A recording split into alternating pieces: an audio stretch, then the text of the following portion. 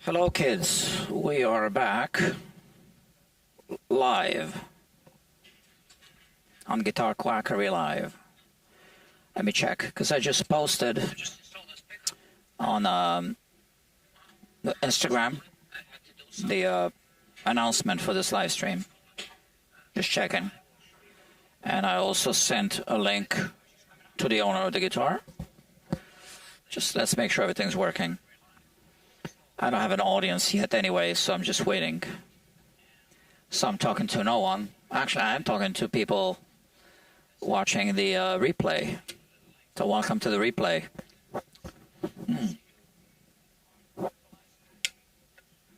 So Guitar Quackery Live is the smallest... No, I'm sorry. Guitar Quackery is the smallest guitar repair shop in New York City.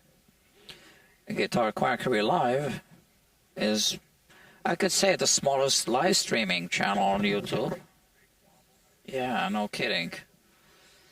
600 and what subscribers, yeah, after a couple of years. All right, so the Instagram story has been posted, and now we can start the program. I just need to do something here. Get my switcher up, up, and running. And here's the guitar. There you have it. So I had to do some modifications here. I'm not going to repeat everything because you're watching part 3, so there is a part 1 and part 2. Yeah, the neck is here. An artist was supposed to come and pick up the strings. I have the strings there from my recycling bin, and I don't know. She's running late or something. I've been texting. No idea. Okay, so let me show you what I did. So this is a Kelly guitar made by Rick Kelly of Carmine Street Guitars. The guitar is about, I don't know how many years old, but you can see this guitar on his website. So featured on his website with a different neck. And look at this. So I wrapped tape around it, and I'll show you why. Well, the best way to explain why is actually to show you the other pickup. This one, the neck pickup. So we are installing different pickups, but Dr. Kelly was a little sloppy, and he drilled these holes kind of at an angle, and they're not lined up. So we had a problem here. I had to plug them. I had to route the cavity better than he did. And when you install this, you can see that it's loose. So you want to use the pickup to align the holes. Oh, there's the cover. To align the holes. So you want the pickup cover, at least, to be exactly centered in the middle of the cavity. So how do you do that? Well, I achieved that with tape. I wrapped some tape around the pickup. So you can see that I also installed the springs. This is why the pickup is, coming up. These are the springs, and these are the screws. So now I need to, I want to show you. So the original holes were quite off, yeah. So I enlarged the original holes, which were also drilled at an angle. So I might have you know, moved a little bit as I was drilling. I used a whole bunch of drill bits, different sizes, to enlarge the holes so that I could plug them. So now I'm removing the tape, and I can see that I have one person watching now. So you missed the explanation. Sorry about that. So I wrapped tape around this pickup so that I can position it in the center of the cavity, which is larger than the pickup itself, right? And I need to remove it because we are installing this pickup, and we're installing the other one as well. Now the customer, the owner of the guitar, didn't tell me to fix the other two holes, which are also drilled, kind of not as bad as these were, but alright, whatever. So what I'll do is I'll remove this pickup now, and we need to install this one first. And that's because, as you can see, the wire needs to pass through here. That's why we need to install this one first. This is the cover, and we are using the existing holes on this one. And, you know, I'll be using the springs. Now, I don't know what it is, why, but I have different screws. And the screws that I used for this one, there were only 3. So I'm going to match. We can always change one screw later, or 2 screws. So I'm going to use these. These were the black screws that were here before. I'm going to use the same ones. No, the screws that were here before, the black ones were here. These were here. That's right. Yeah. So we don't want to, actually, this is how we want to do it. Because I don't know how deep these holes are, and these screws are slightly shorter. So we want to do that. Now these springs are a bit too long for these screws. So we could cut the springs, or even better, maybe I have springs that are shorter. And I'm sure I do. This is my spring box with springs in it. Let's see. Yeah, how about these two? All right, so this pickup will be seated further down, I think. Yeah, let's see. There were no springs when I took this apart, because Dr. Kelly used foam. But I'm going to use springs, I think. The foam that he used was, you know, old. I guess it wasn't old when he installed it, but now it's kind of like really not doing its thing, I think. All right.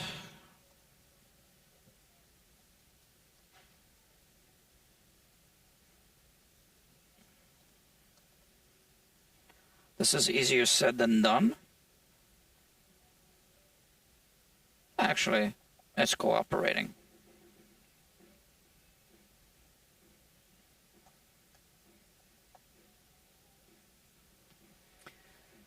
I think it's fine this way. Let me see, because we need to evaluate everything, and that way we'll know if we have a good pickup height or not. Kind of. we don't really know until we have the strings on.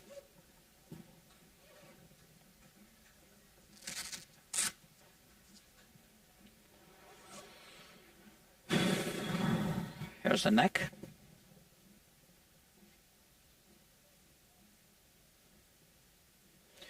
So I do need to do a little fret work on this, but I'm not going to be live streaming that part because this is just a live stream about the pickup modification.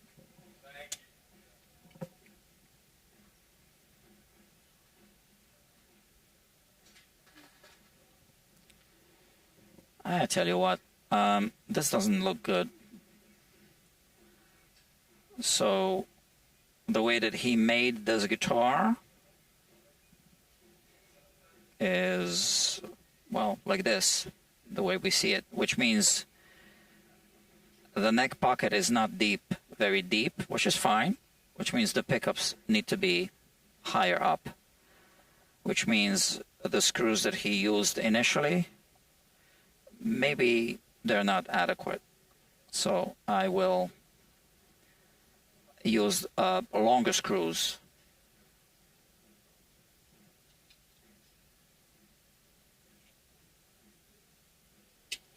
And longer springs.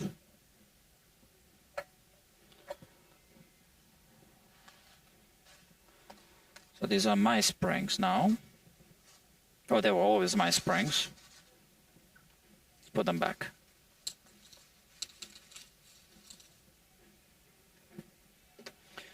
In a pinch, if you don't have a spring, you can take a spring out of a ballpoint. Out of a pen, ballpoint pen that has the clicky thing. You can do that. All right, so let's use the longer screws.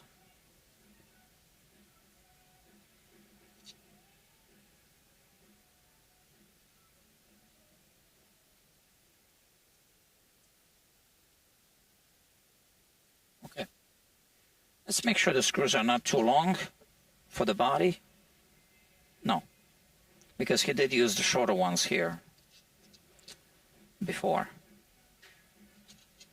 When I say he, I mean Dr. Kelly. Dr. Rick Kelly, who built this guitar. Okay, this is much better.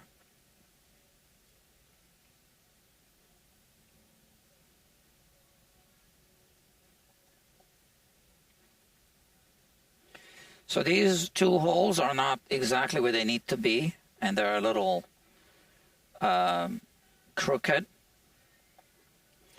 which means this pickup isn't seated properly. Not 100%. Good enough, I think. Okay. Because it would just add a couple of hours to the project to plug the holes, re-drill them, and plug them and re-drill them. Okay, so that's that. And the wire is going to be passing, how about here? All right. And now install this one. So this is this one, and then we have this one. Okay. I'm just double checking. This is the bridge pickup. It says B.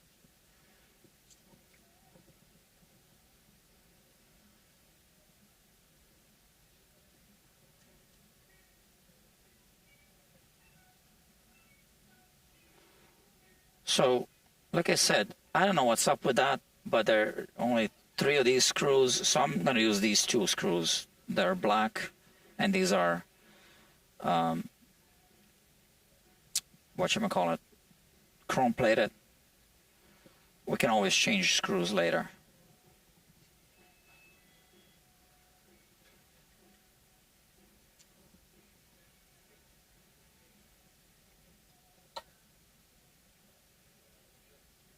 Just checking everything.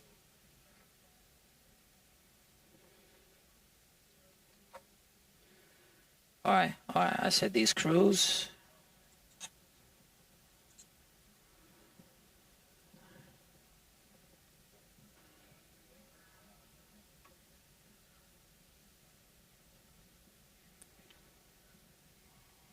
like that. Okay, so now I need to place the springs in the right places. Push down.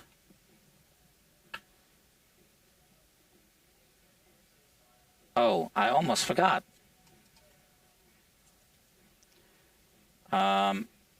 Yeah, I almost forgot something. There's more work to be done. So this pickup can stay here, but here we want to install this so that, because this is very thin and the screws stick out about this much, even more than the thickness of this plate.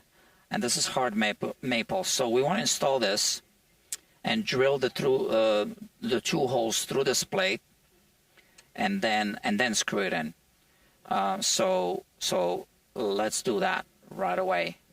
And for this, I'm going to use super glue. All right. So here I have the super glue. Thin. Okay, this formula. And I have the accelerator as well.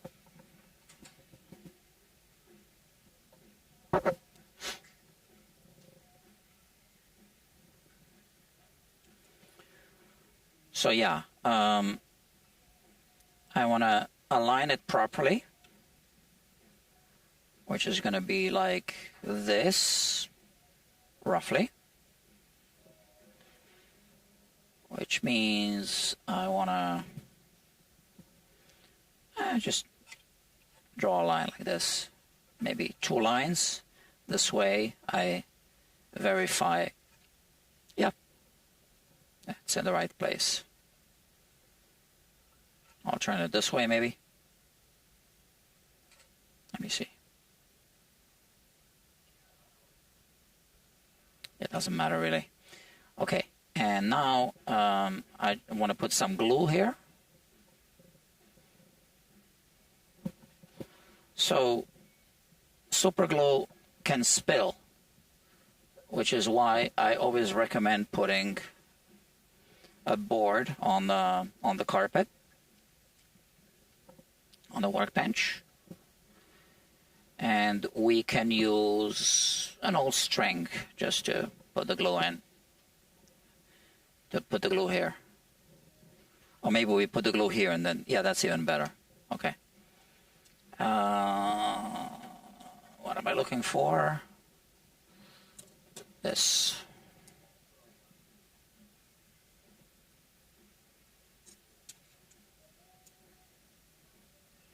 And let's open this. Let me see. Is it all dry? Oh no. It's not. Okay, so what am I doing? I'm going to put some super glue here.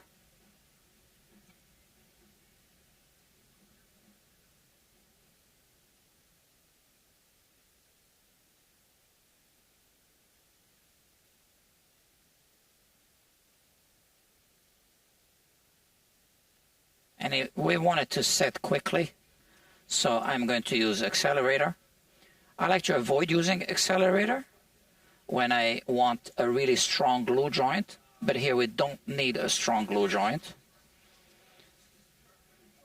because that's not a real glue joint. It's just to kind of hold it in place. So I'll put some accelerator here.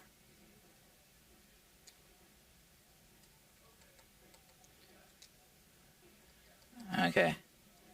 I know you can't see it, but it's getting absorbed very quickly. But there are still fumes anyway, so that's going to work just fine. And we put it here quickly.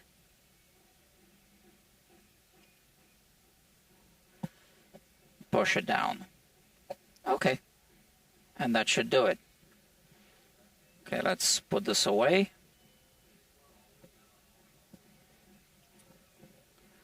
We can still put a little accelerator here. It's going to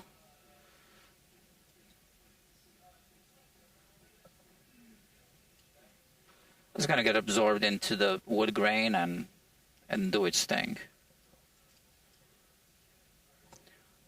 I know you can't see it, but I can see it.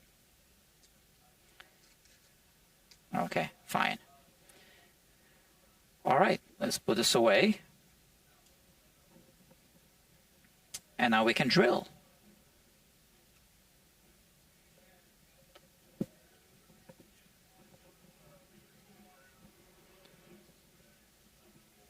So we're drilling for a wood screw, which means the screw is going to cut its own threads through the wood.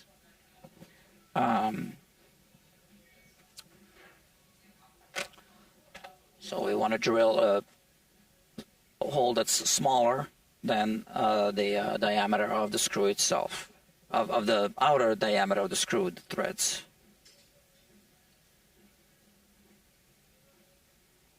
Okay. This is it.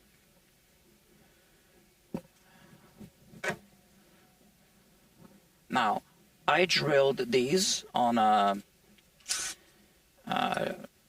drill on a milling machine, which is like a drill press.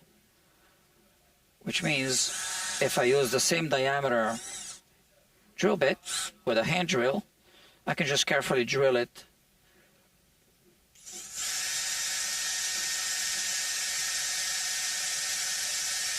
vertically.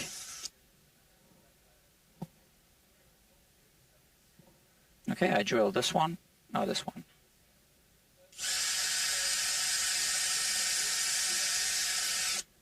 Okay, that's it. Now, that plate might be a little bit too thick. That's the way I want it to be for now. If I want to make it thinner, it's going to be fairly uncomplicated. All I will do is, if I want to make it thinner, I'll show you, which I don't know yet that I do. Just, I'll show you what I'll do if I have to do it.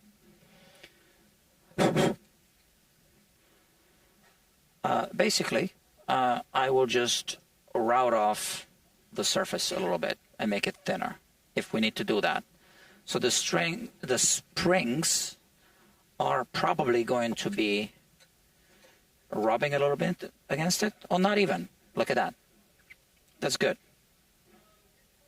All right, so we want it to be as thick as we can make it, because these guitars, like a Strat, was not designed for P90s.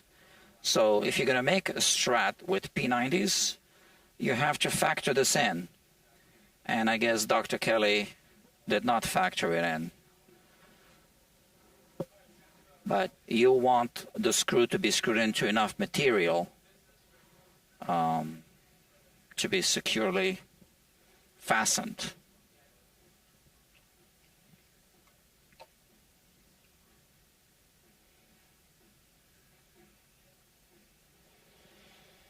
Kelly, Kelly, Kelly, Kelly, Kelly, Kelly, Kelly, Kelly. Kelly, Kelly, is he watching me? Hey.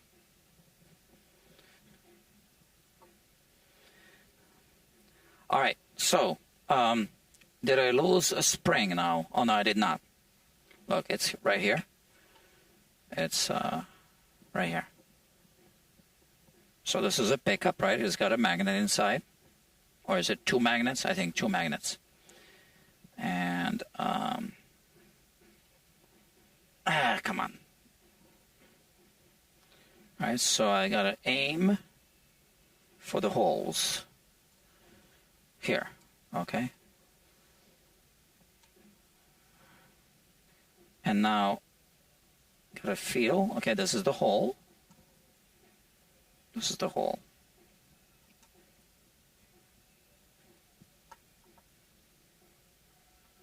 And you see how I'm holding down the pickup? Because I don't want to strip the holes. I want the screw, the threads to have enough, to be engaged enough before I release the pickup.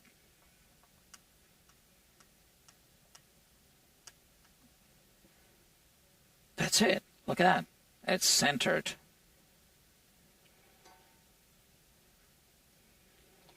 Okay.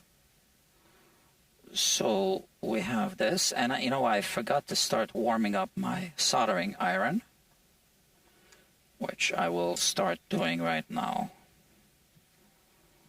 Okay. We do have an audience. Dr. Sean Barnes is here. Says good evening. Yeah, good evening. Is it evening where you are? It's almost evening here. Or it is evening, I guess. It's 7 almost. Yeah, evening. So I spent a long time at the fabrication shop today, just cleaning up a little bit and also doing this. So I posted some pictures on the Guitar Quackery forum. You can go there. It's guitarquackery.forum. And I'm going to take another picture for the forum. But I won't post it now during the live stream. I'll do this after. This and the other side as well.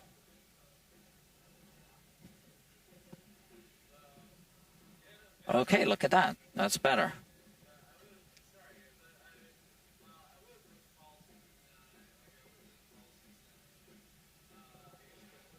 Okay. So yeah, so go to the forum, or the Guitar Quackery forum. It's easy to find. Guitar Quackery .forum. It's a different guitar forum. Definitely different. There are going to be some things that are going to be different from other guitar forums that we know of.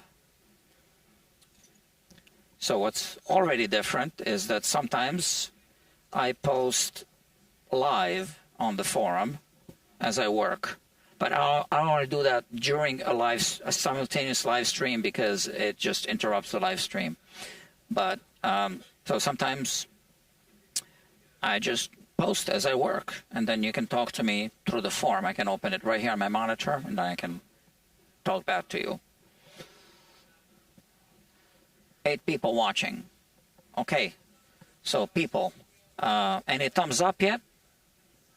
So 8 of you are watching.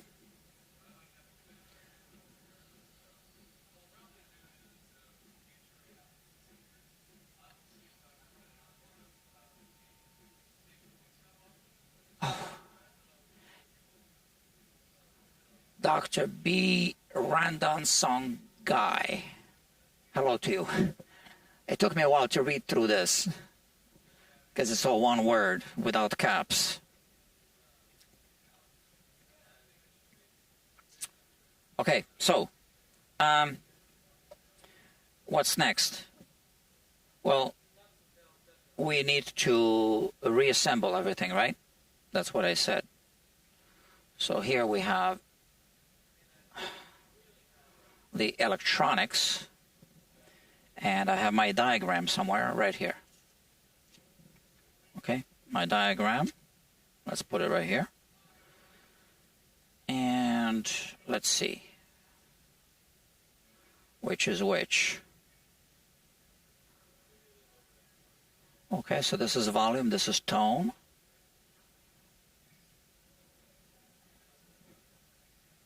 Is this it? Yeah, this is it.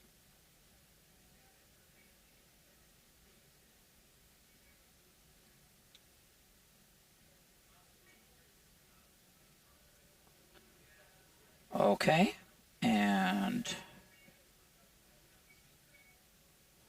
so I don't know if you guys know this trick. This is a guitar tech trick. Let me show you.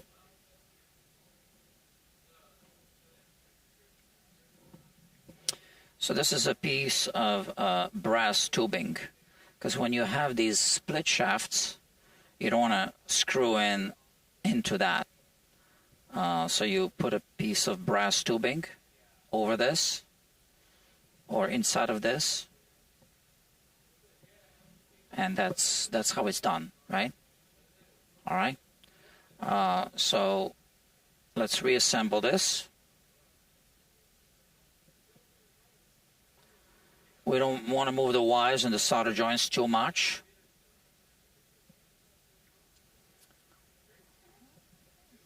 Oh, and you know what? I forgot which side is which on this one. It's going to be this side, I think.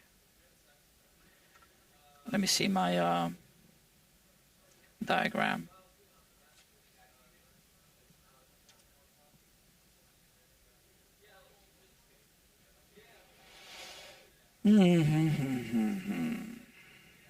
I think so. Yeah, I think so. I had a picture. That's why I take pictures.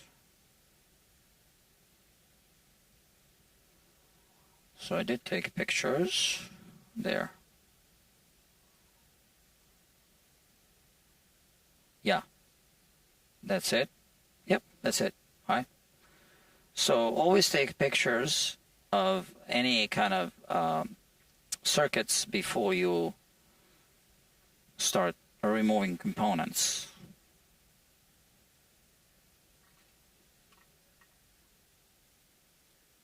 I learned that the hard way. I'm not ashamed to admit.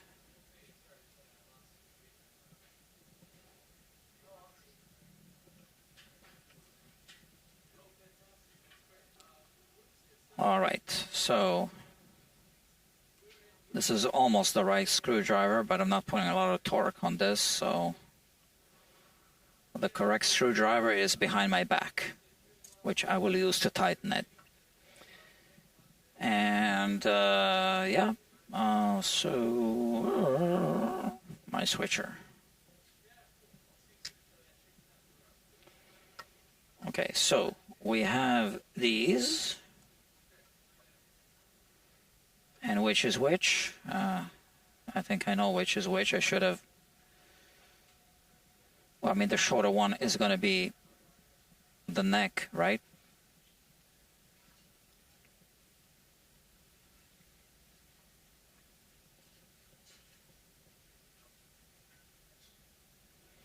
Let me see. That's volume, that's tone. Okay. How do you know? Well, I'll show you.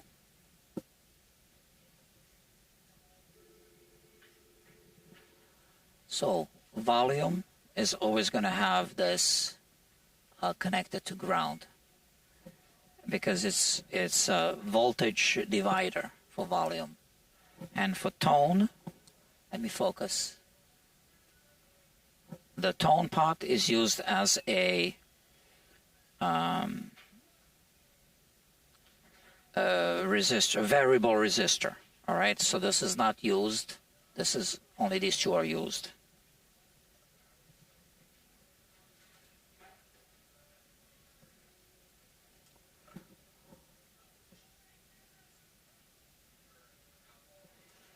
All right.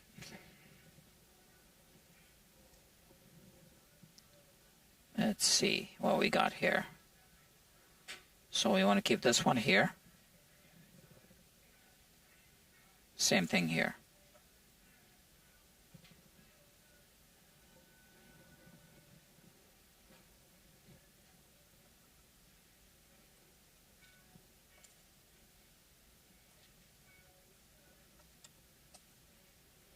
That's it. Now,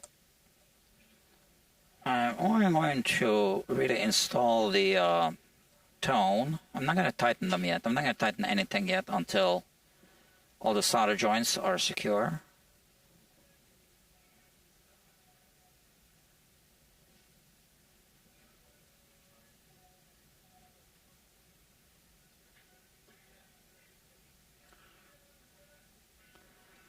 Okay, and then we have the output jack here. And we have the screws from the output jack in this bag over there. Okay. No, here they are. Okay, so now we do have the ground wire that's going to be connected to the, well, that's already connected to the claw.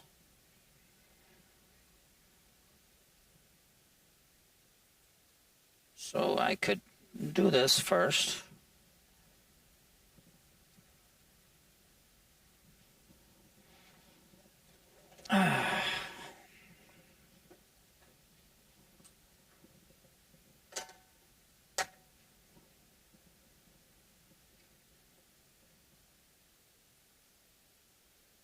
All right.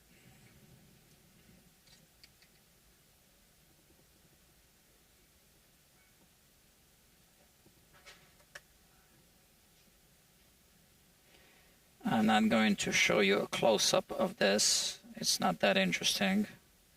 I just need to get it done.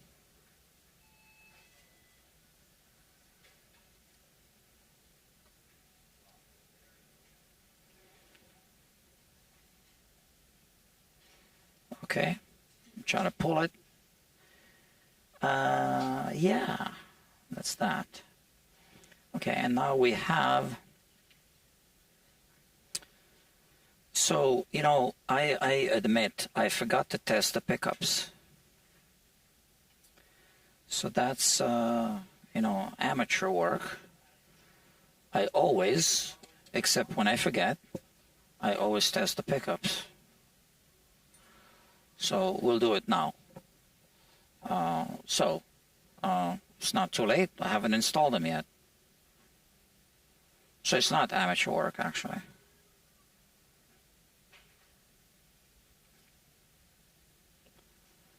Okay. And here.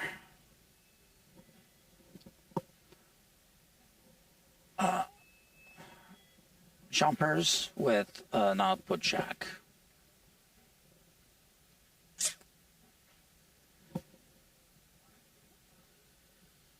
Okay.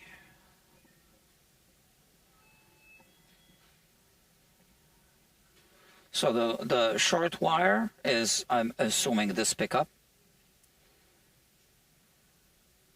So this goes here, and this goes here. And then we need a cable. Turn the amp on.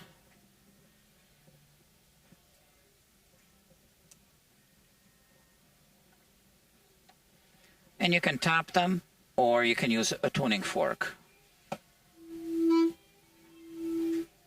All right, so this one works. And here, this one.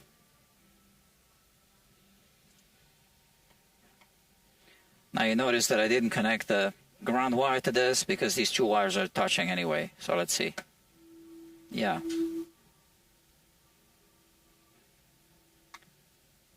We do get a little bit of a residual signal from here.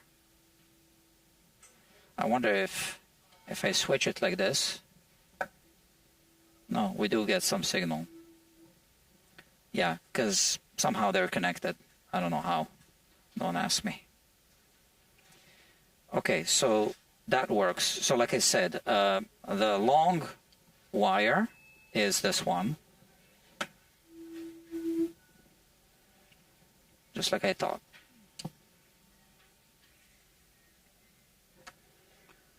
So what we'll do is we are going to shorten the wires.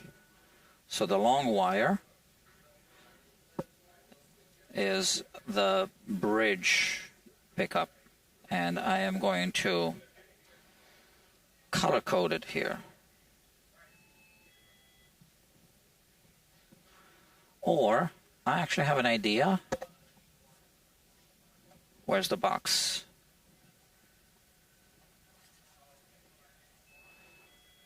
This says bridge on it.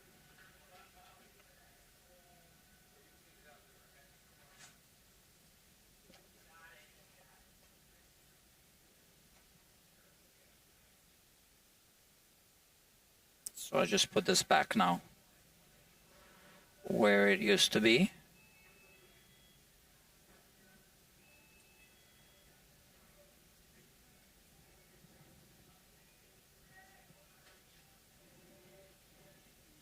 Someone's calling me. I thought I put it on silence. Okay, and the bridge pickup is going to be connected to this. So we're going to cut it to about this length here.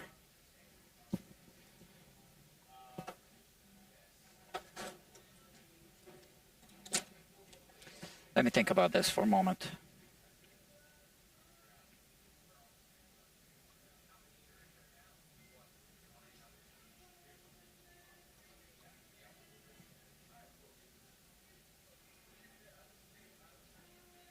I'm noticing that there's no ground wire connected to this pot, and I'm tempted to use this to connect to and then go this way.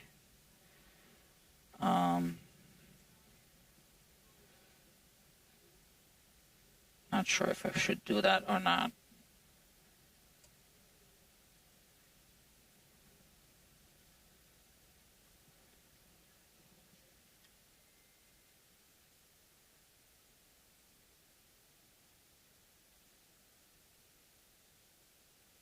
Let me think for a moment here.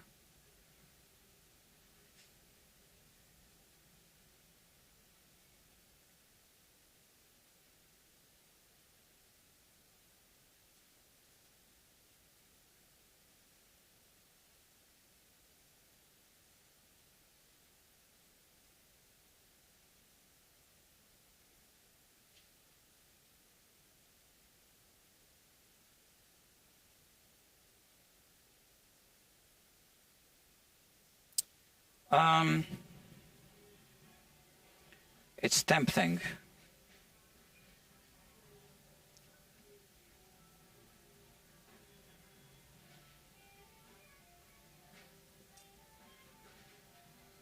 I'm going to remove this. Sometimes we remove these things on the tone pot.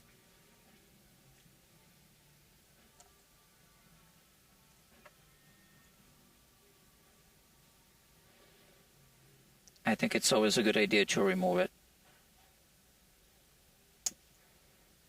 Less chance that something touches it.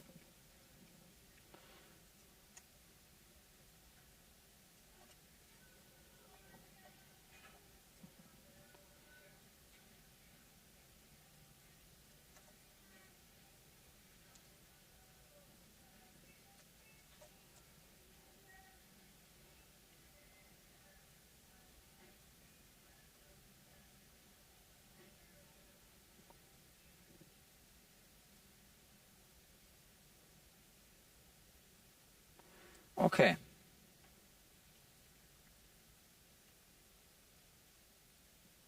I know I'm not very talkative today. I don't always feel like talking too much.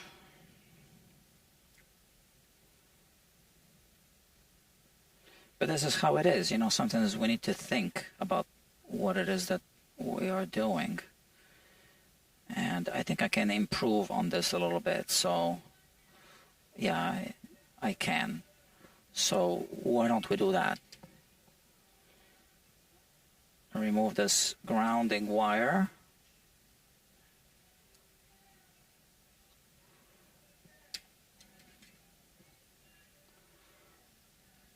So I want to connect these two pots.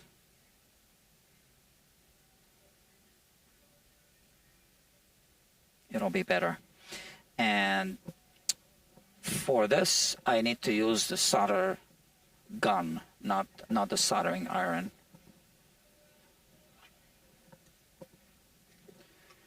I talked about this already in a previous live stream. So it heats up very quickly so that you don't overheat the component.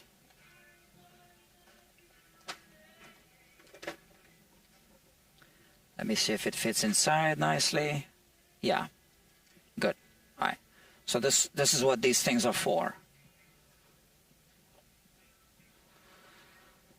Okay.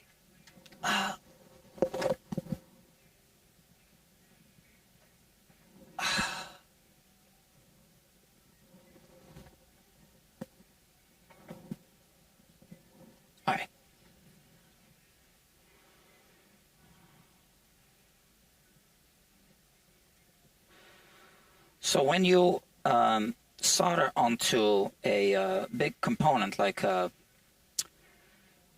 shell of a potentiometer, it has a big thermal mass.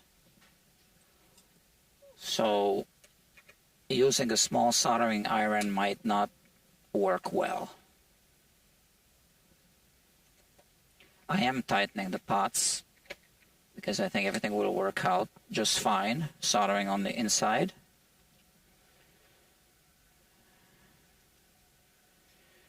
So here is where I want to use some poster putty to hold on the wire.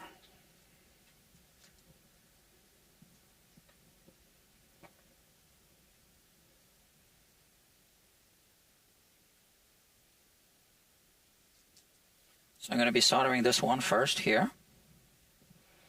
So you can see that it can touch this wire, but that's fine because this is connected to ground anyway. So we want to solder it to this, then solder it around here, and then connect it to this. And we don't want it to move while we're soldering. So I'm going to use some poster putty.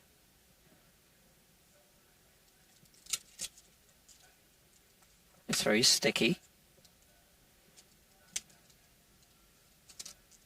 And that's going to hold it down. Okay,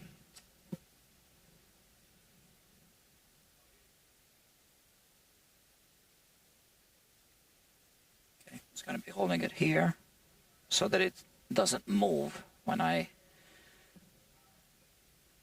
solder it down. Okay, so that's that. Let's just do this.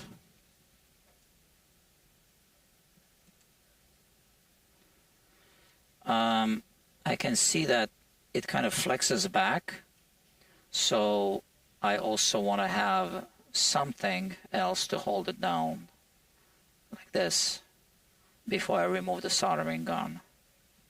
Okay, good.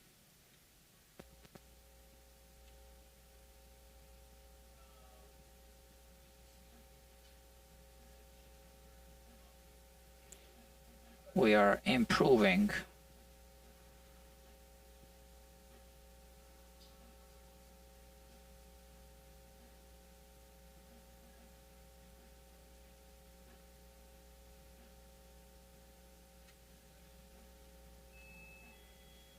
Okay, so now I hold it down and I remove this and I let it cool off completely before I let it go. That's it. Now this is good.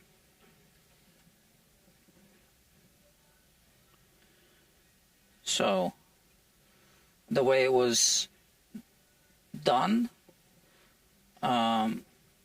so this needs to be connected to ground, and it's kind of connected to ground through this shielding, but that's a really unreliable connection. We want to solder it, and we want maybe a little extra wire.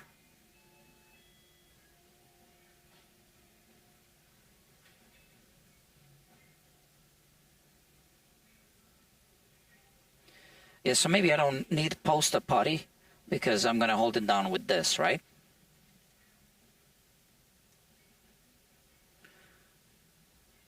Or I put some poster putty here. How about that?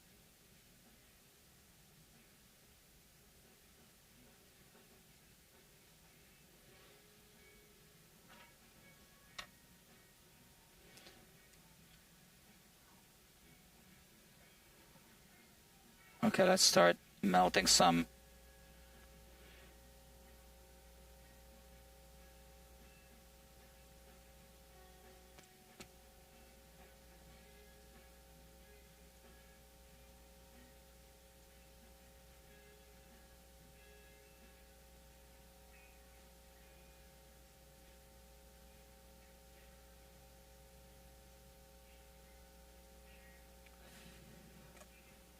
Okay, hold it down. Oh, come on. And again, I don't move it until I know that it's completely solid, from liquid to solid, right? And now we want to do the same thing here. Just pinch it here. And we want to make sure that it does not come into contact with this, right? I'll deal with this in a moment. So here,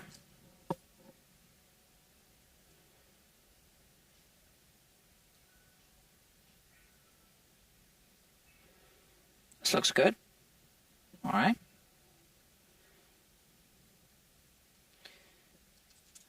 And I have this ready.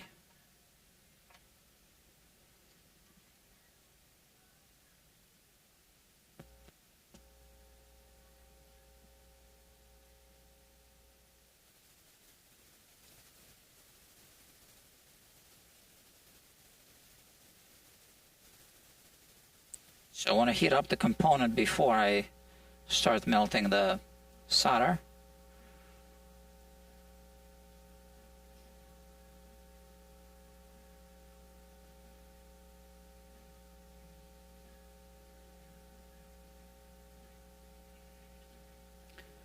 Okay.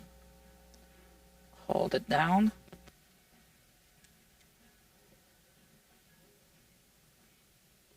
And we're good, I think. Check everything. Yeah, man, that's good. All right. So we have this here. Now, maybe I should have left this here. I don't know, because now it's kind of in the way, maybe, or maybe not. So we are going to connect it to this one, just to be sure.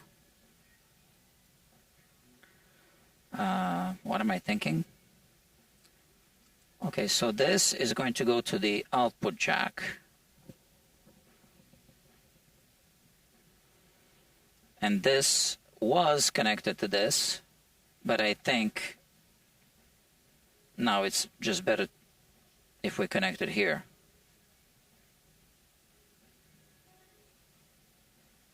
I think so.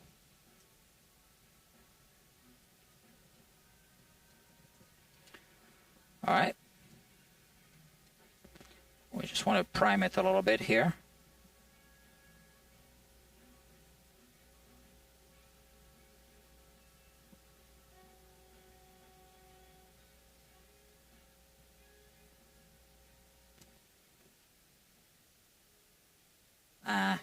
That's kind of ugly when no one's gonna look.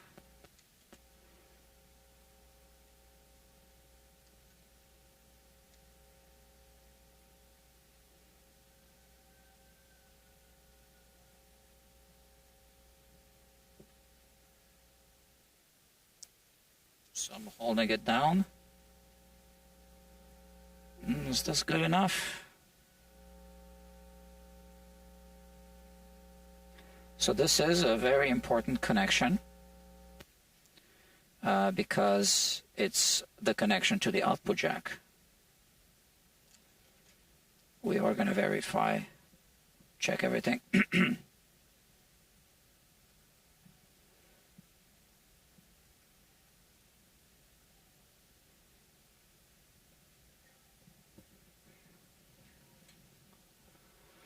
Let's melt some more solder.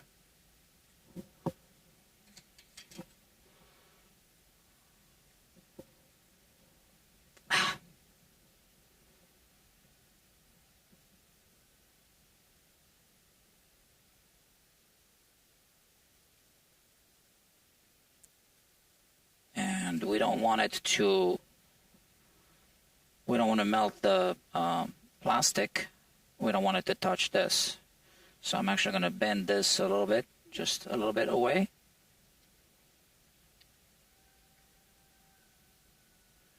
Okay, let's melt some solder here.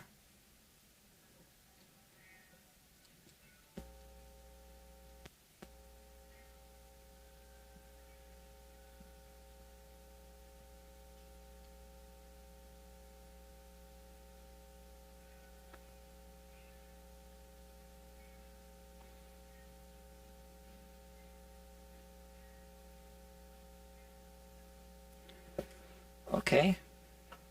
Oh, come on.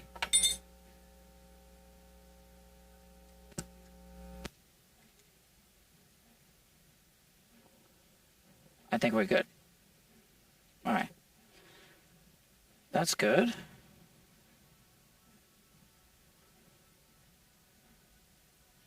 Soldering takes longer than you think. Okay, so now we also have this capacitor. So this lead wire of the capacitor can touch ground because it's soldered to ground, but this one should not.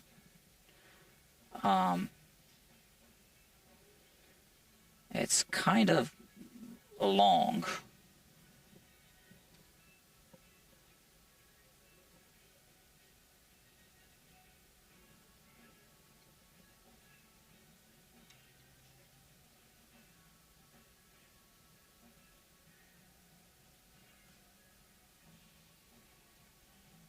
Okay. Now we can bend it a little bit this way and snip it.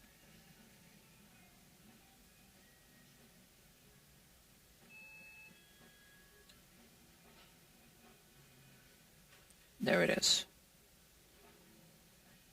Okay. And now we want to add some solder just to be sure that it's a good connection.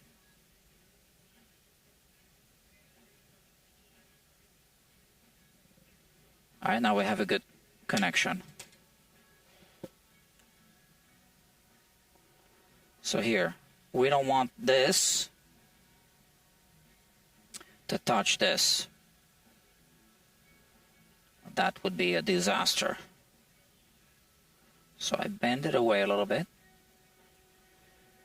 But we also want to put a plastic tube here.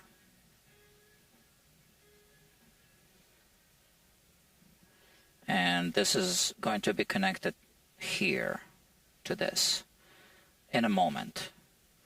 And then this is going to be connected to this. So first, we are actually going to test that, the connections. We can use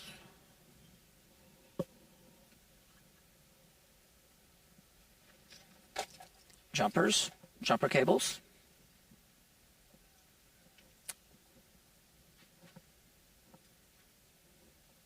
Five people watching.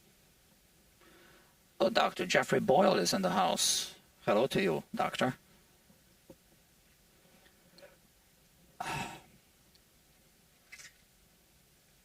I got too many things on the workbench.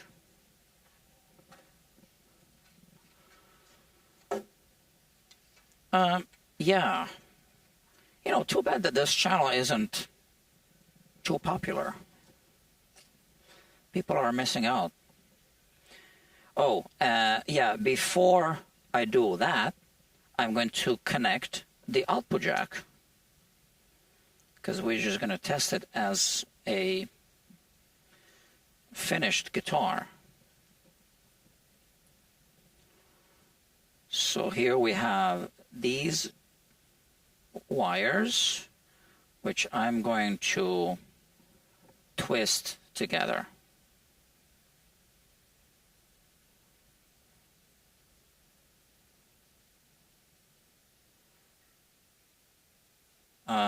Hold on a second. Let's make them the same length, more or less. Let's see, yeah, that's better. And now I'm twisting them.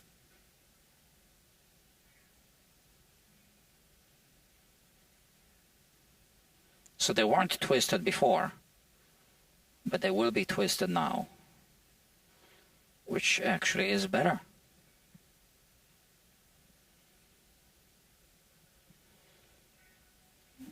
Okay.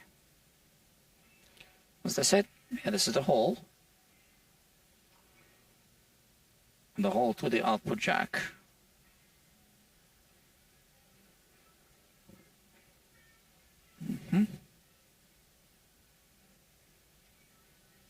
Oh, come on.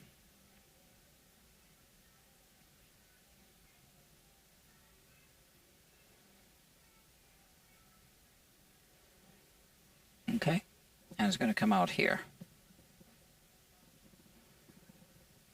There.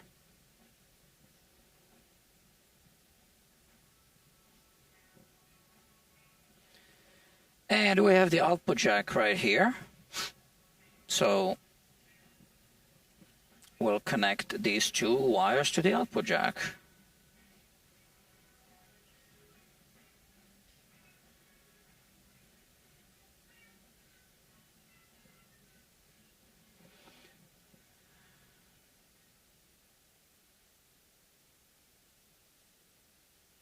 Close the putty. And this actually works out well. Look at that. So we have this wire is longer. They're going to come, this one's going to go straight here, and this one's going to go around like that. So that's good.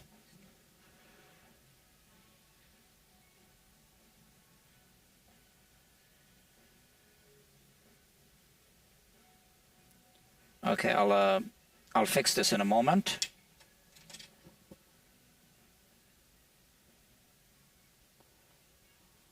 Oh, it was heavy.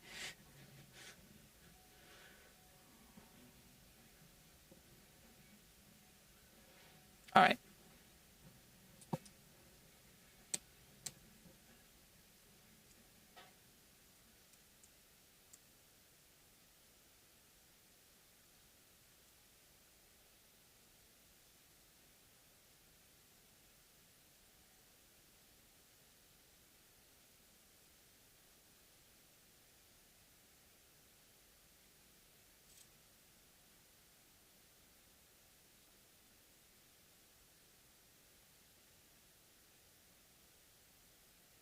Okay, we make sure it doesn't move. And here I need to just add some solder. That's it.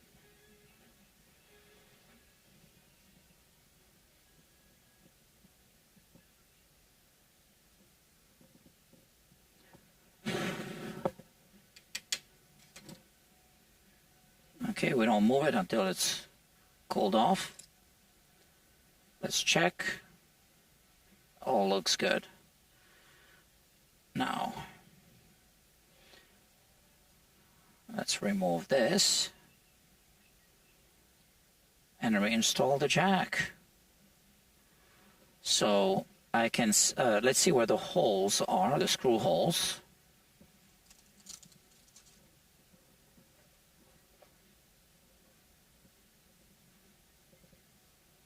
Here and here.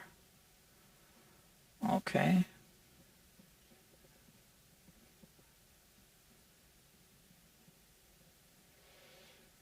I'm going to have to pull the wire from here. Just, okay, so this isn't tight.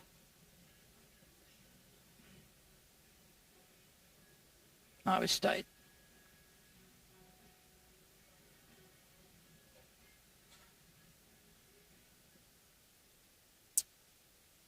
Let me see.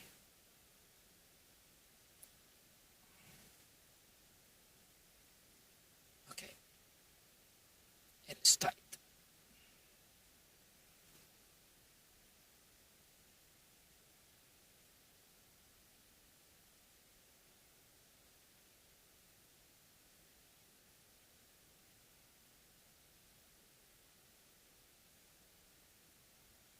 So why did he put the screw holes in this direction? Why not in this direction? I don't know. But let's use the same screw holes.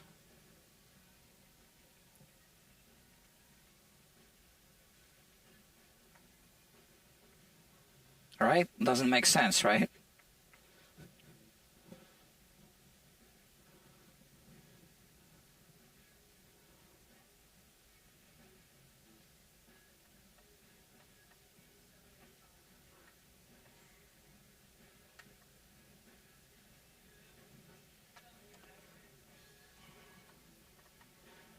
Okay, that's that. And I said that I didn't tighten these yet because I didn't have the right screwdriver, so let's tighten them now.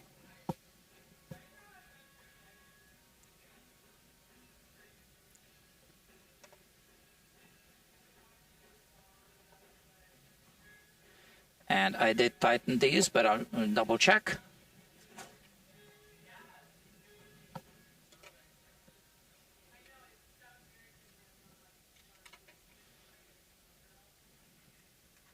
That's good.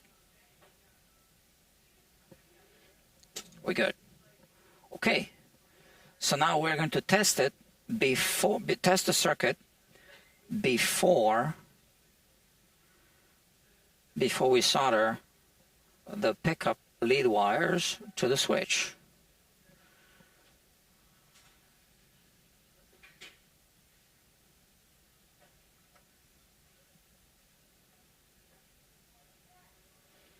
Yeah, this wire is a little longer than it needs to be. Okay, it'll be fine. It's just a grounding wire, so it's fine. Okay, so, well, you know what? Instead of...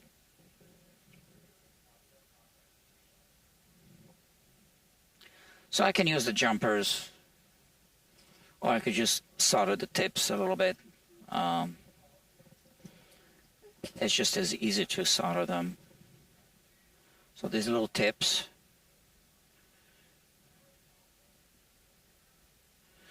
Oh, and why don't we solder this one here first?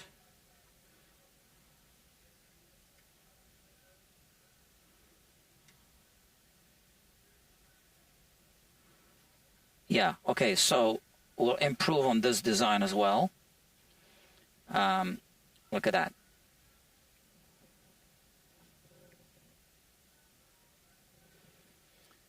So instead of going from here to here, we want it to be a little longer, so we are going to do this. And then it's going to come from here to here like that. So I like that better.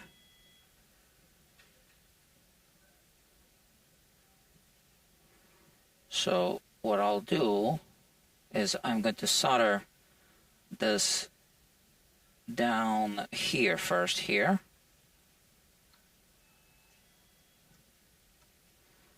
And then we can add some solder here as well.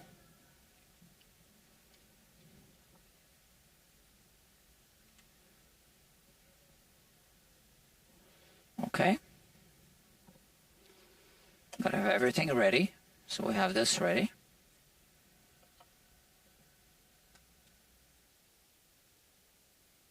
Warming up.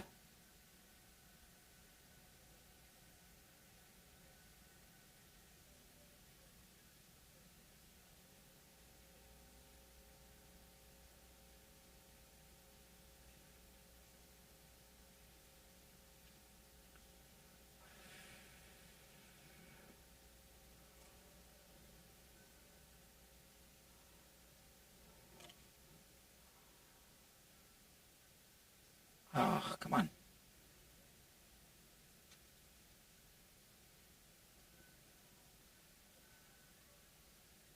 All right, it turns from liquid to solid.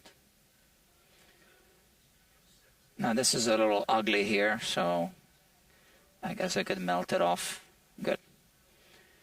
And we might want to add some solder here. We don't even need to do this. I don't know. Should we do it? Just leave it. It's good enough. So now this will be clipped and soldered to this. So for now, I just want to do this. Just put some solder on the tip here.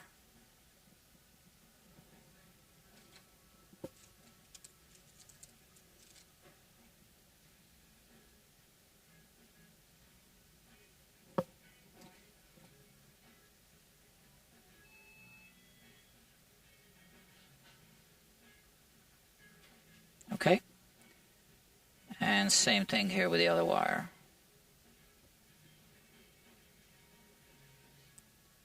Temporary connection. Now this goes here. I mean, it should go there, which is why we're testing it.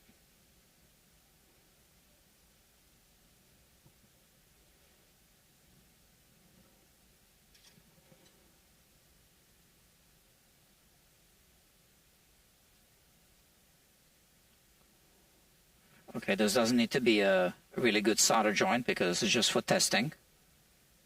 Same thing here. Okay. Now we can test it.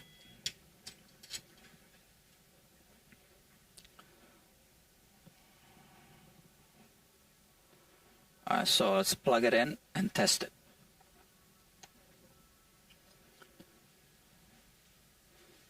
Okay.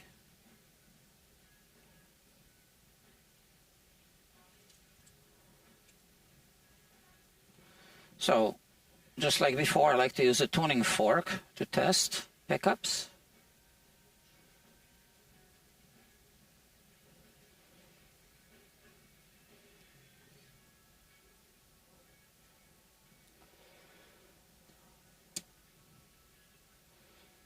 All right.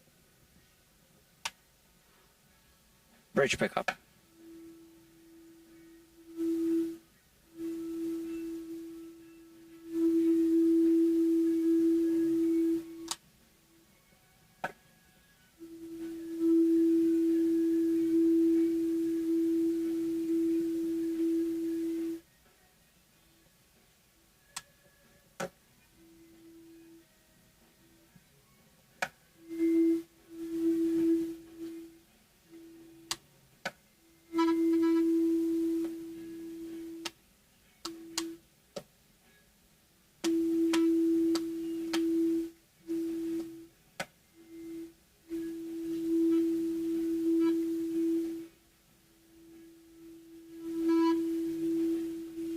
So I don't really hear the tone. I mean, I kind of hear it. Well, it's just a capacitor. I'm sure it works. Sometimes you don't really hear it with the tuning fork. I've noticed that before. So now we finished the job.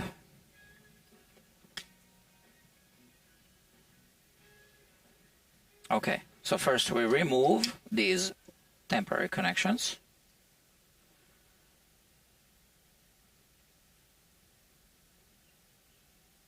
Okay. I notice that I didn't overheat the components, right? And here we have a, potential point of failure, a potential situation, which means we want to put tubing.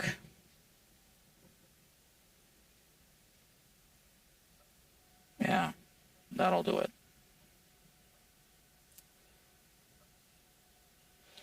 And we are going to cut this around here.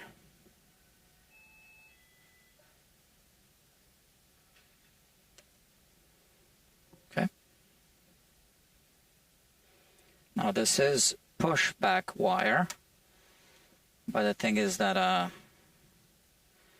you don't necessarily need to push back to expose the inside wire. You can also strip it. Let me see if I can push it back. Yeah, I can push it back nicely.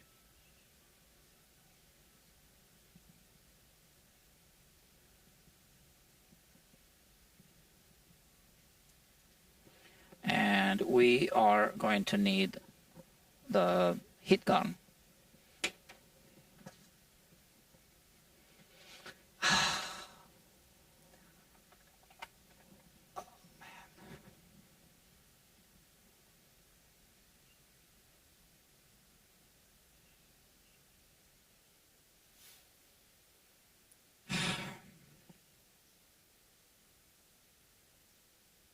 Okay, so I pushed it back.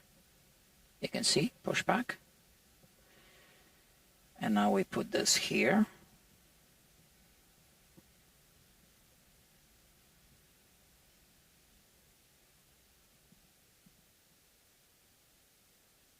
That's going to be soldered to that. And with the heat gun, we shrink it here.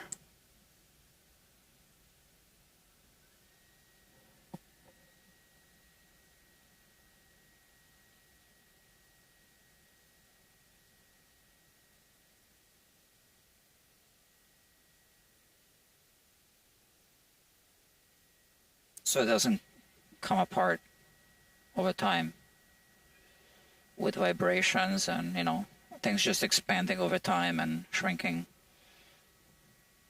Okay, and like I said, this is pushback wire, so we can push this to expose the live wire on the inside. Oh, come on.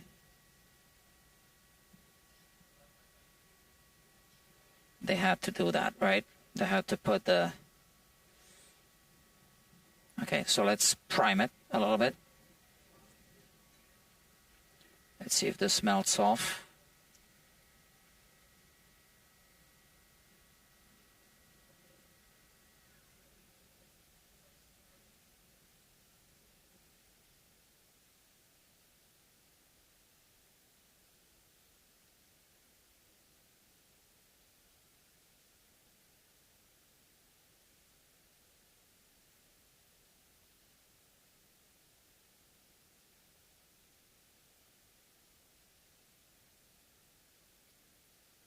All right. Let's put it here.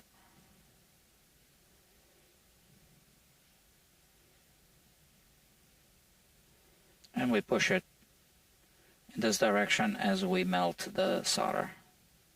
I'm going to have to move this camera away.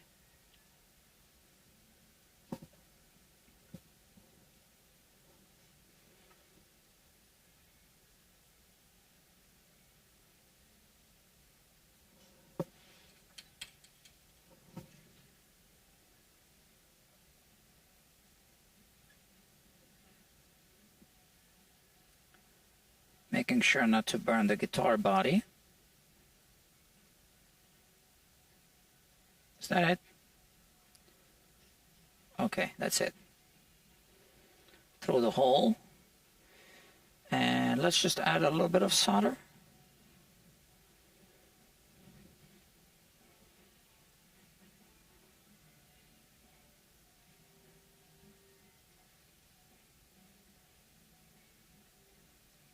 That's it.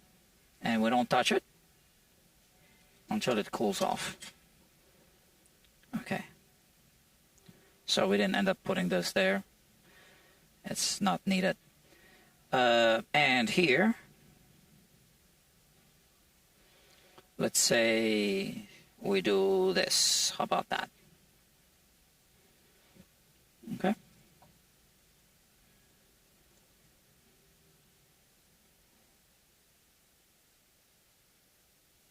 Again, push back.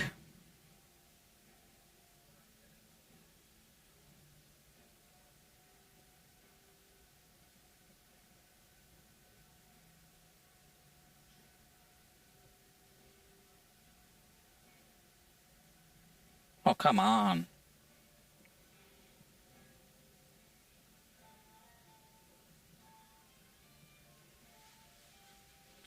Well, sometimes it doesn't cooperate.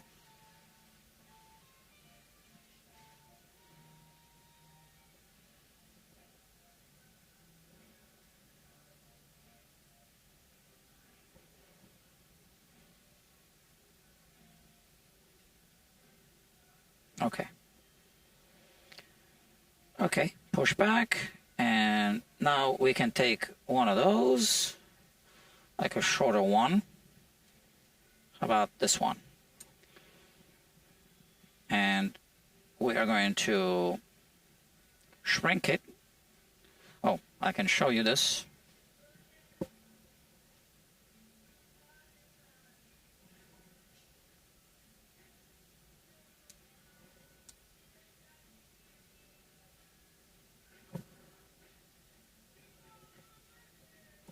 So that's it, right?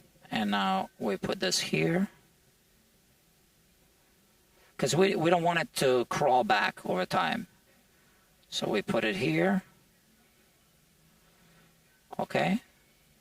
And we heat it up, we shrink it with hot air.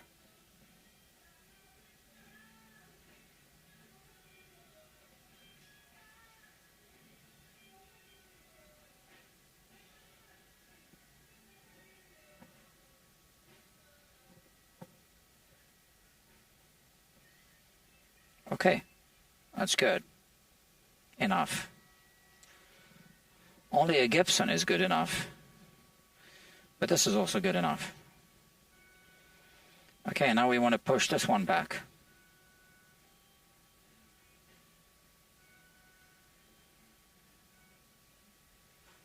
And expose the live wire.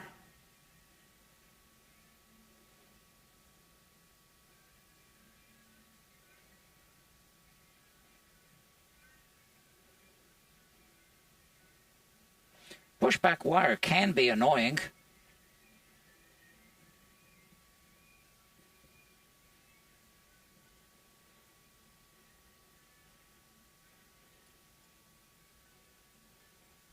All right.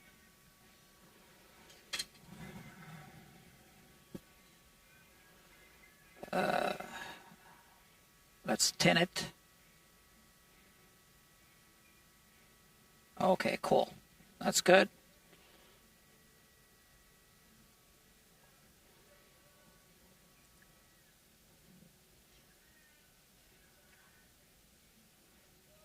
And now we just drive it into this I don't know if you can see. That's it.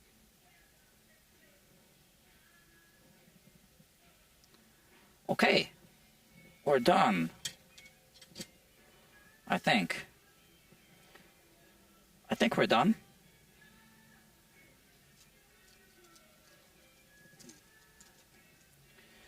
So that's that. Now we are going to test it again.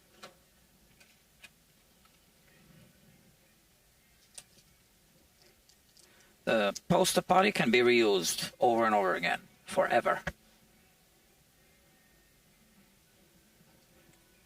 No problem with that.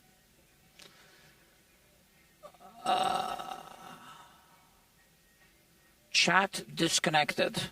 Why is that? So I guess, does that mean I can't chat or you can't? I don't know. Maybe both. Try to say something. Let me see if I get a message.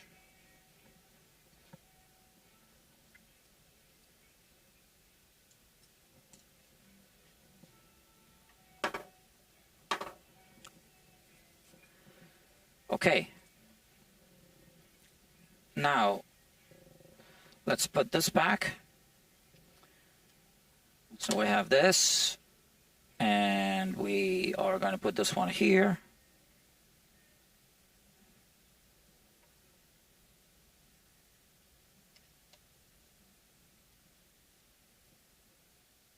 Let me see. Like this.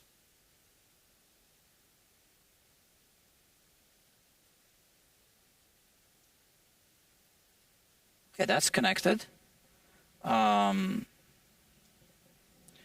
We no longer need this. We just need the cable, the guitar cable, which is right there. And let's test it again.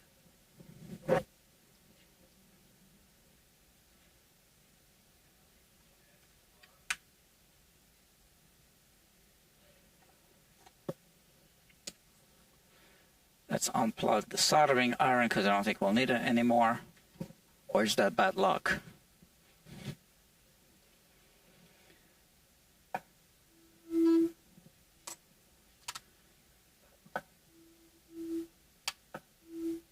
Yeah, everything works.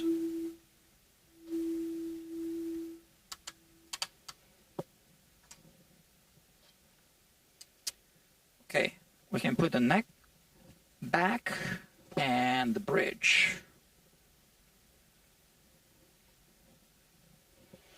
So we are swapping the bridge.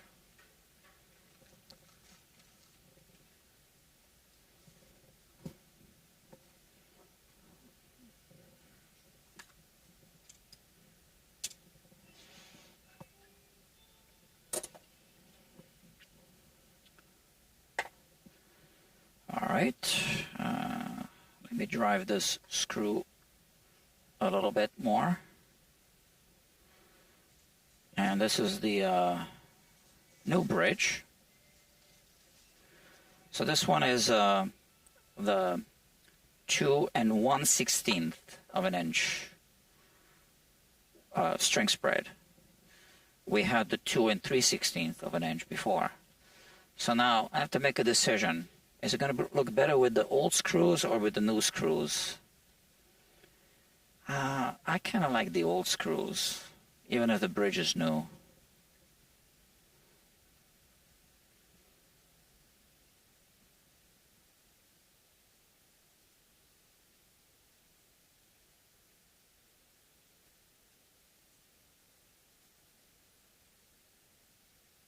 Okay.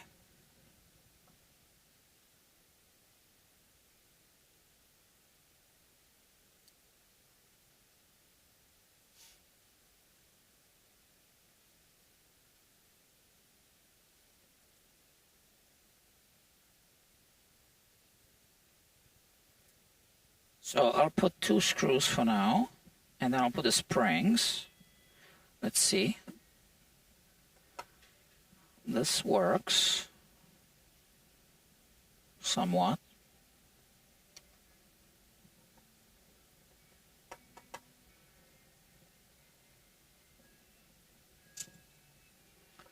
Let's check everything.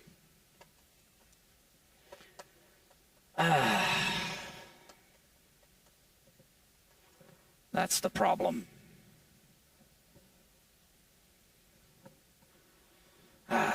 Doctor.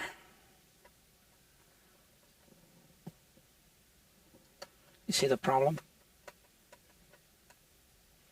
So I don't know if this was the problem also with the old bridge. Maybe this trem block is wider. Let's check the old one. Where is it? Over there, I think.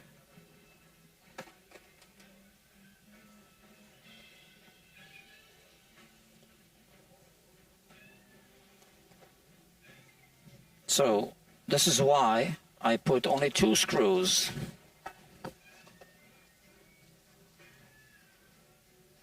Because I know something could go wrong. So hold on, why do I have a whole bunch of potentiometers here?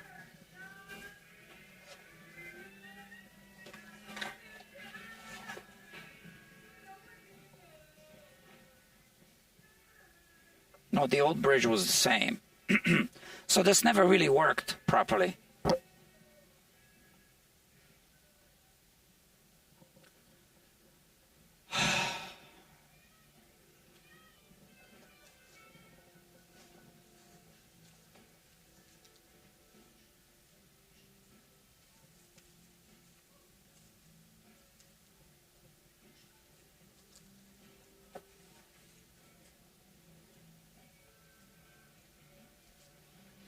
All right, let's put the cover back on, or maybe not, if I'm going to be routing.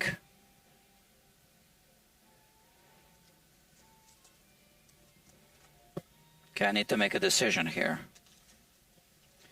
So yeah, so this is the exact same width or length of the trem block. It's the exact same trem block. Not really. The string spreader is not the same, so these holes are not the same, but you can see the holes are not the same. This hole is closer to the edge. All right.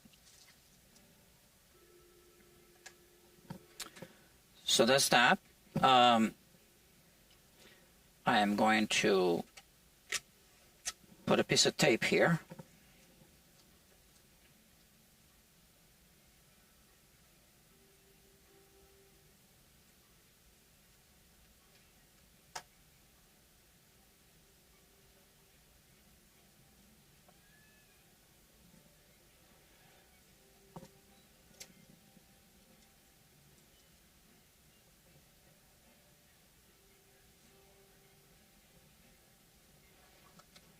Okay, so we have enough to work with.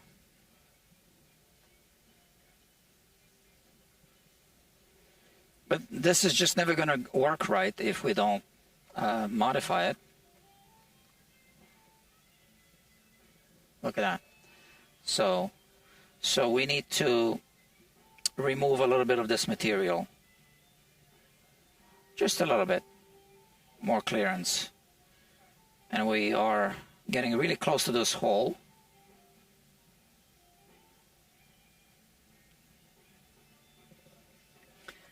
Now, I could do this freehand, or I could kind of build a template. And I am just inclined to do it freehand. It's going to take forever to build a template. So, since I only installed 2 screws,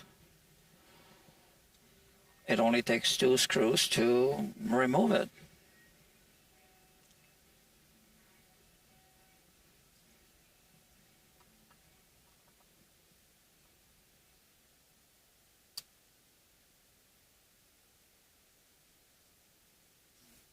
All right.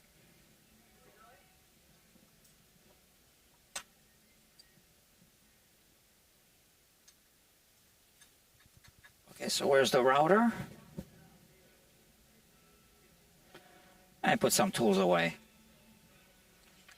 I don't need a heat gun. We don't need a soldering gun.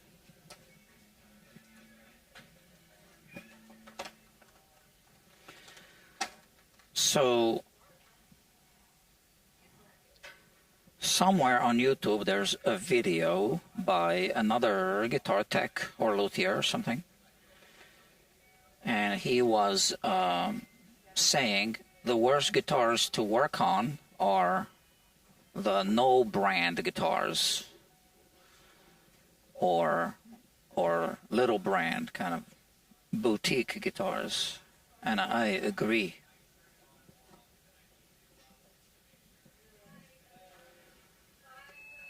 And we can see here why.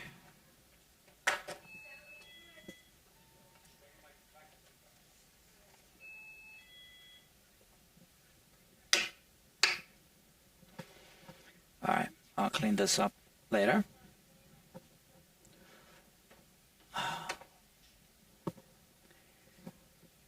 The router is here, and then we have the heat gun right here. Okay.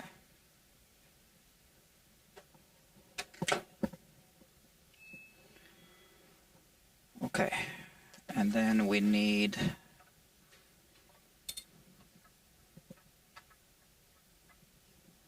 so I got to be really careful because I'll be doing this freehand, no templates. So it's dangerous. So since I don't see your chats, I guess for whatever reason, chat is disabled.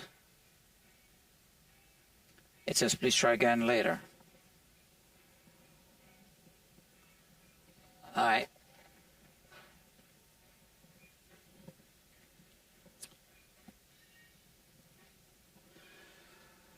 I need to get mentally ready for this.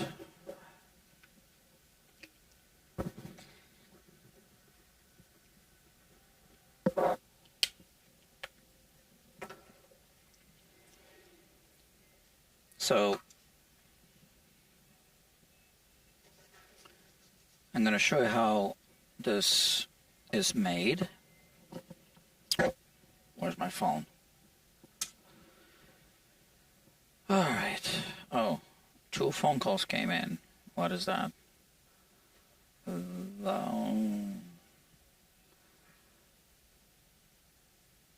Okay, junk. Okay.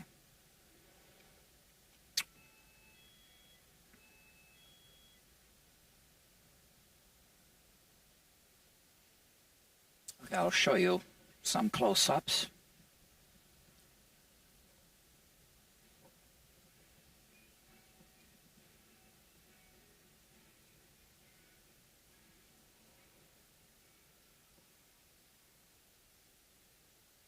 Okay, you can see this. So this was freehand to begin with.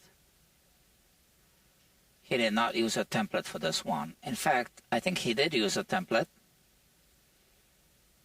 and then he figured out that the trim did not work, and then he did one of those jobs. Okay?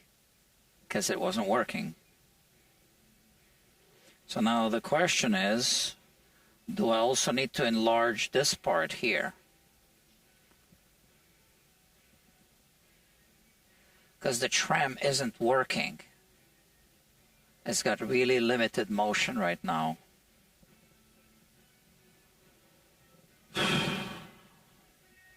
Alright, I gotta double check this.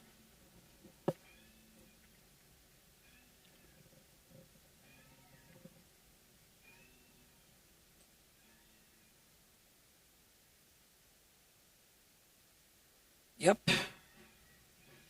He did it on this side as well. God damn it.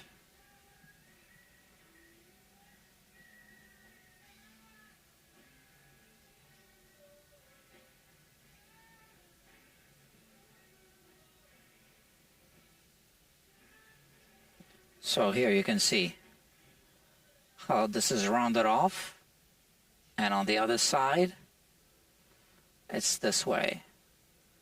Now there was some monkey business here in this corner as well,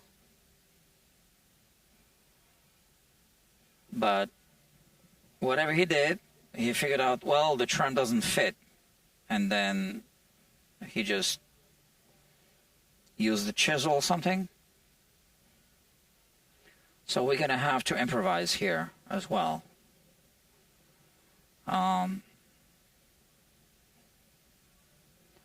Yeah, I don't know.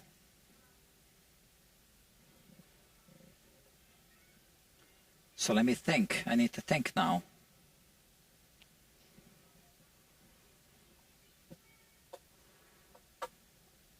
Because this wasn't really working. And is it because this is hitting this here?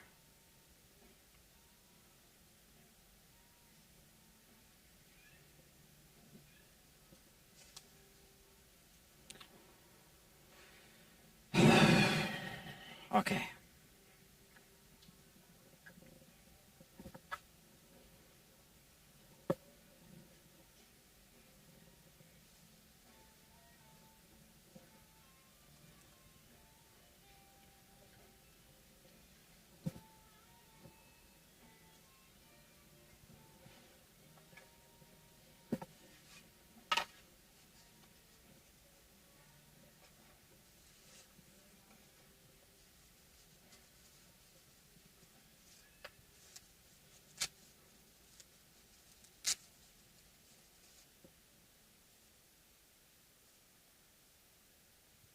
Okay, this is better. Okay, this shouldn't take too long.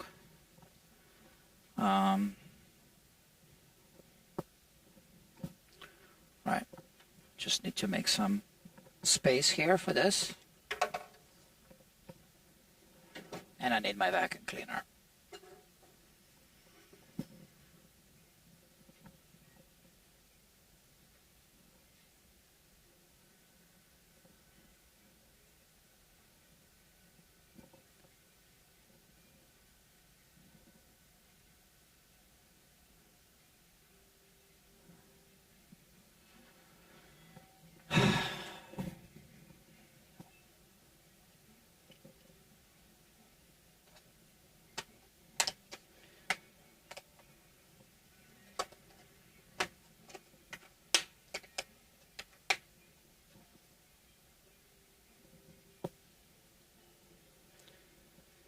So this is why I do these live streams, especially on parts caches and stuff like that.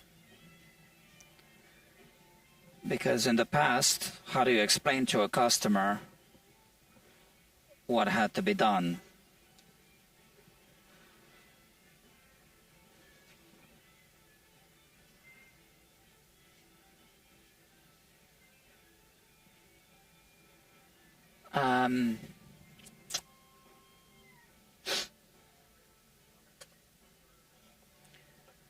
I might I want to use this around a bit. First this one, and then this one. Yeah, that's better.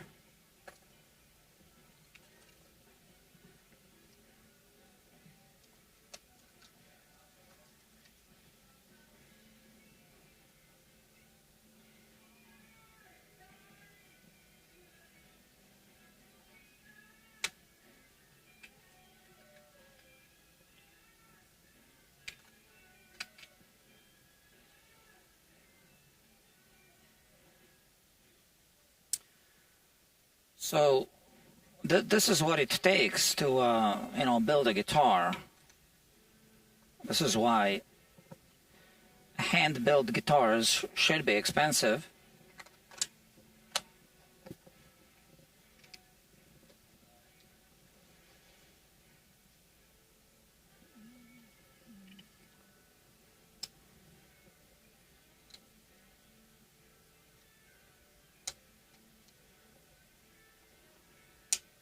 Okay, so here I set this up this way without the ball bearings showing yet.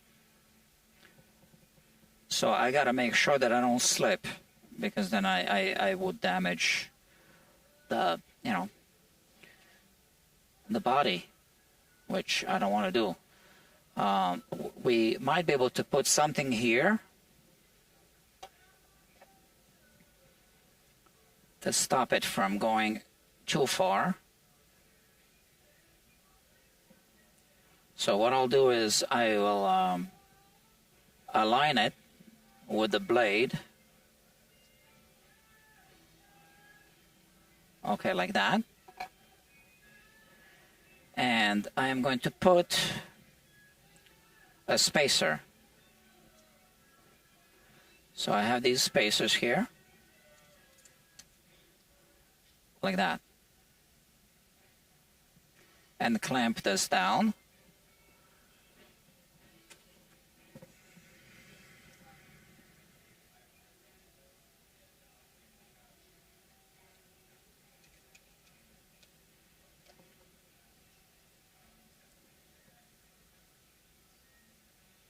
Okay.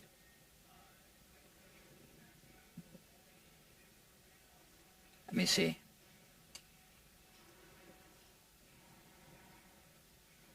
Now let me move it a little bit, like this.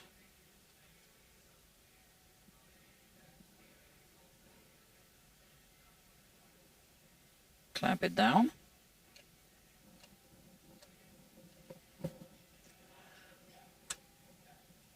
And here as well.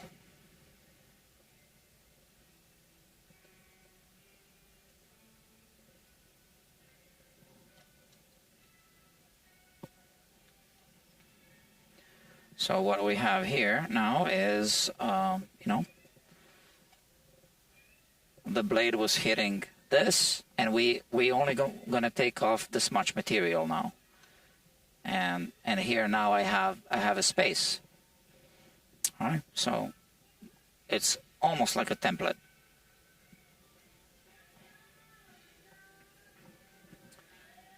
Okay. Let's do this. Double check everything.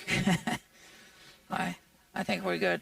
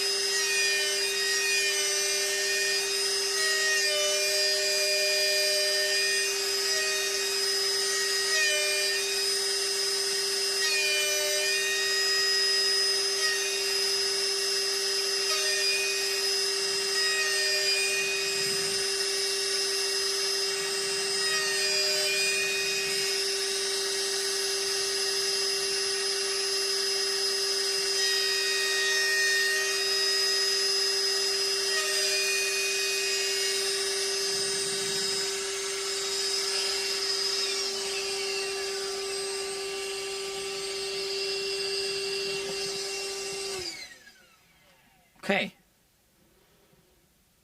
So let me see. I think I need to do this corner a little more.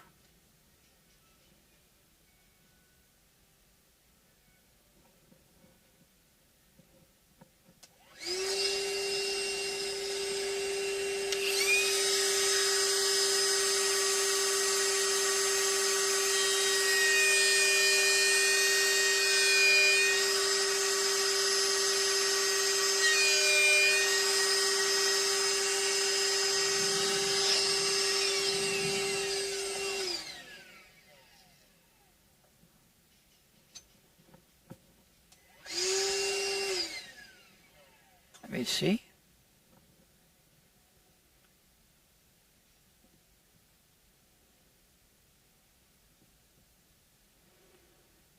I just received a message from the customer. Yeah, he says thank you. Yeah, you're welcome. So I can show you how much I had to take off.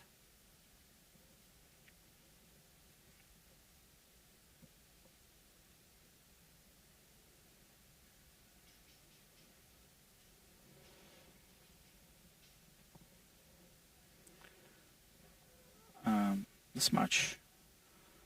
So we have a little burn mark there. Just because this screw hole is so close to here, I don't want to take off any more. Or should I a little bit?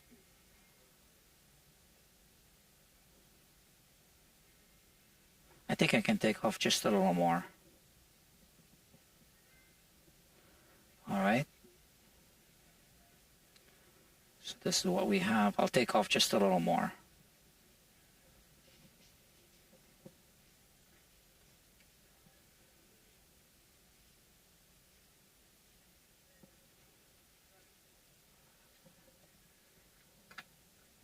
And I'll do the same thing here. I'll put this here.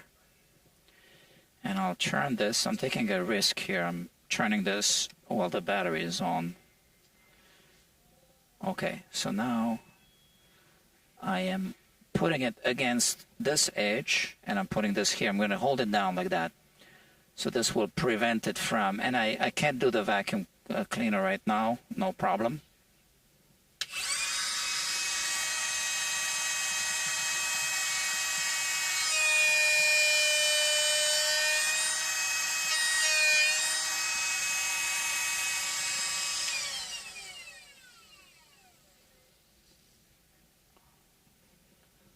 Much better. Okay, I'll show you.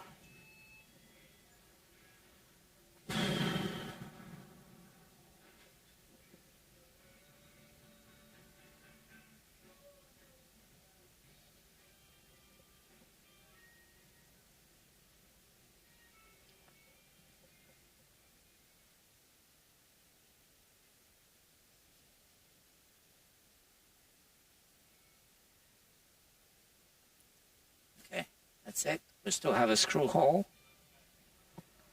So now I'm just going to go deeper with a router bit that is going to use this surface as a template with the ball bearings like this, okay? All right, like that. So that's the longer router bit that I just showed you. But what I'll do is, before I put this one in, I just expose the ball bearings here. And now, technically, I don't need this anymore, but it doesn't hurt to have it there. And now we go deeper, right?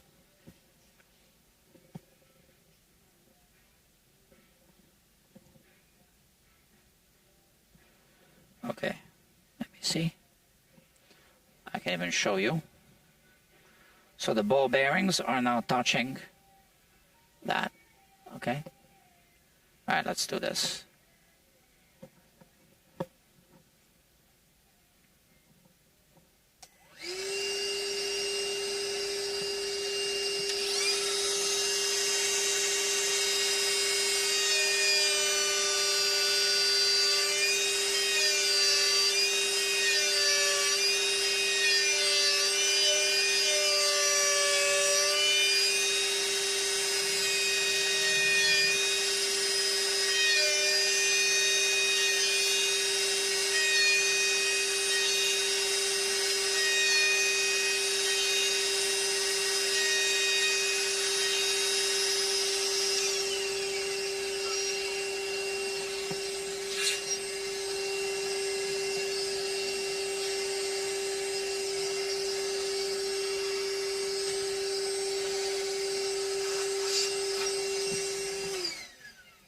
Okay, I no longer need this tape. I think this is much better now.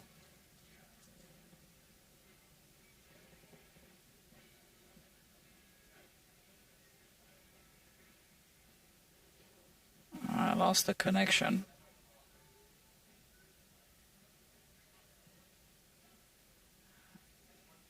The mirroring doesn't always work properly. Stop mirroring.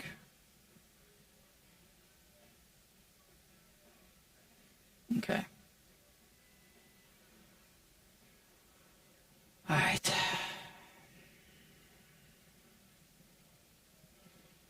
So now this is where it's at. We're gonna go deeper.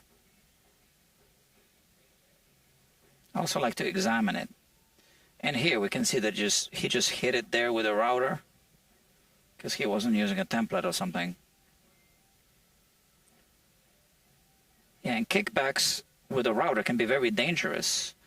They can lead to injuries. Very dangerous.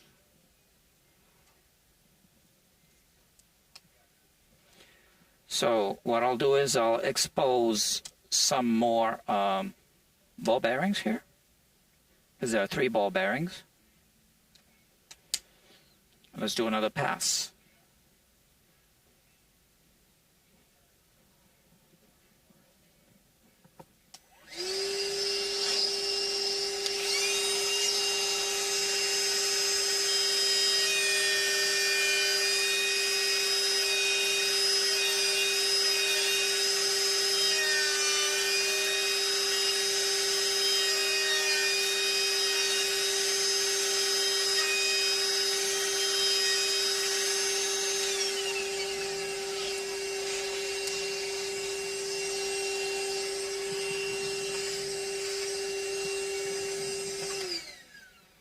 All right, we're getting somewhere. I can still plunge it a little bit more.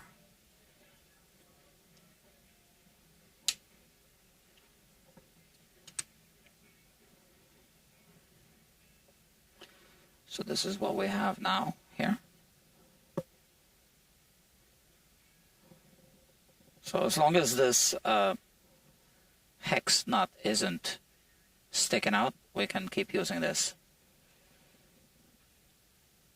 All right, let's do it.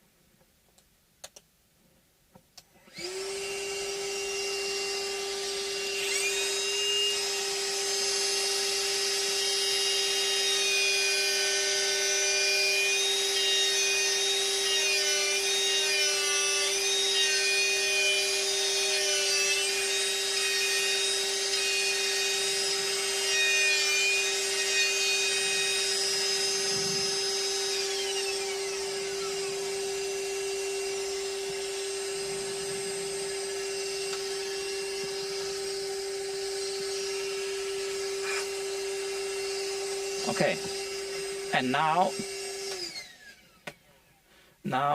we need to change the route a bit.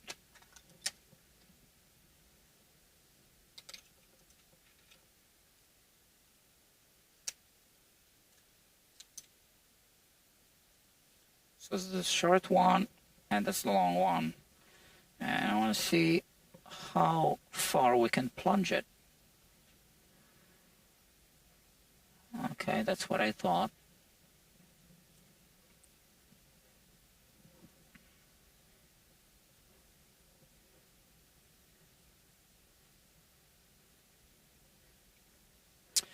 So I'll show you where it's at, because oh,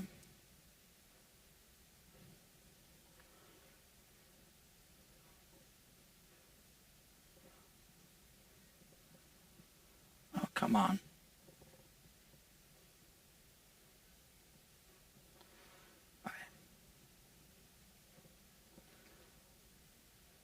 Okay, so we can go all the way down to, with this route a bit, we can go all the way down to this surface. Okay, we won't be able to do this part, We'll do that from the other side by hand, maybe somehow. I'll see. Let's just deal with one thing at a time.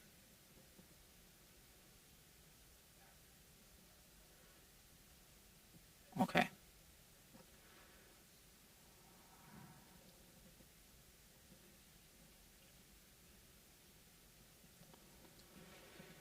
Okay.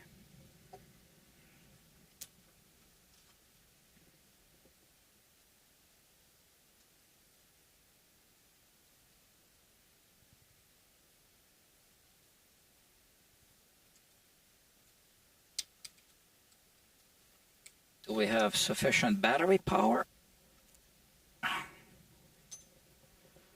Let me see. 3 bars. Okay. So now let me just adjust the depth.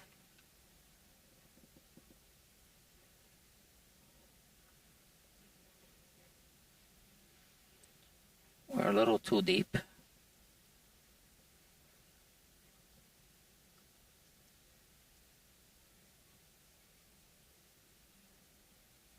Okay. I think that's good. I'm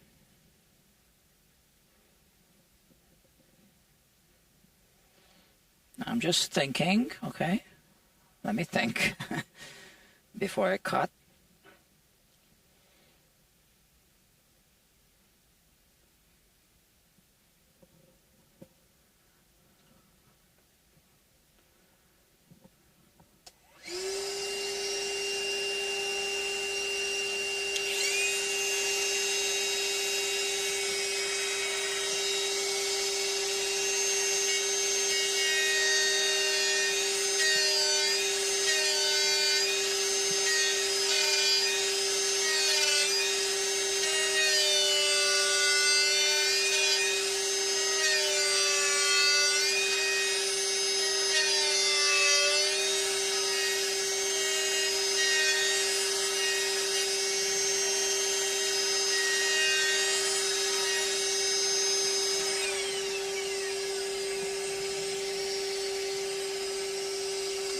Okay.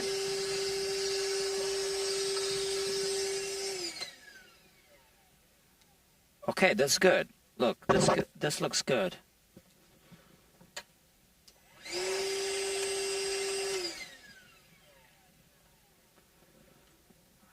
I think I lose the connection whenever the phone goes to sleep, right?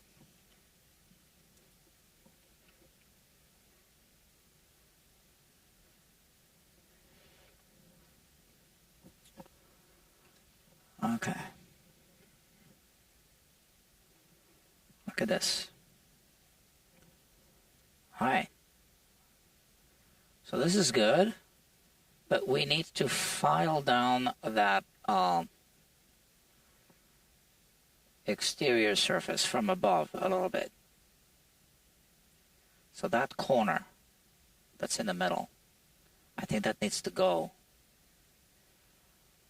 How can we do this?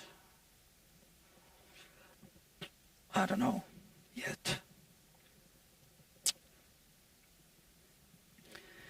I don't know yet.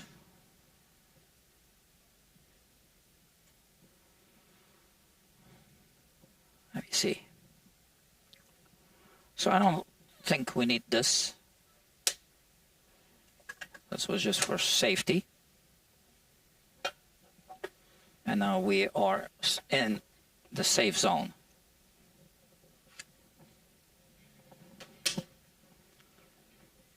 Okay, so let's say if I plunge it deeper. Okay. So that hex collet cannot stick out, like I said. Okay. All right, like that.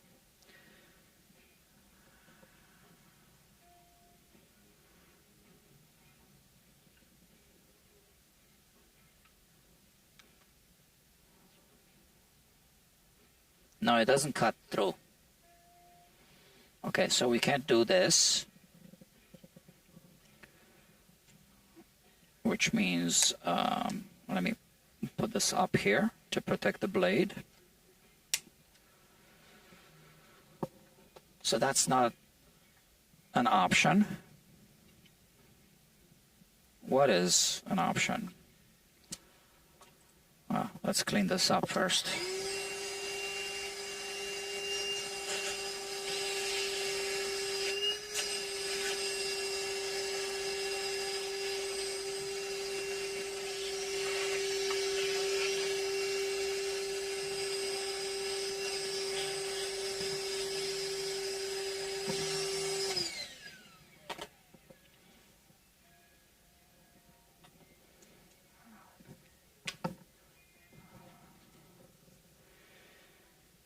Okay, so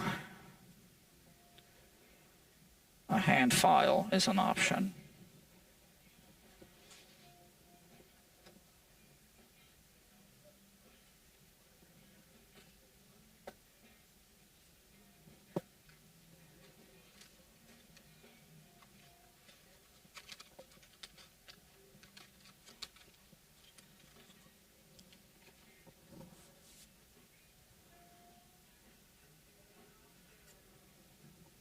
Yeah, that's about it.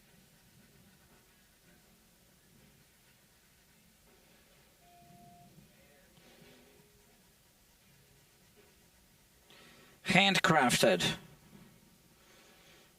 in the USA.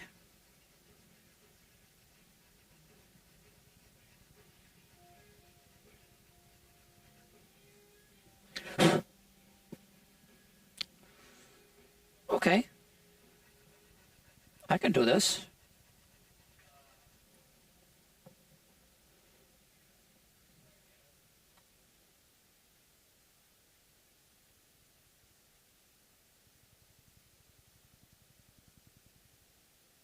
Oh yeah,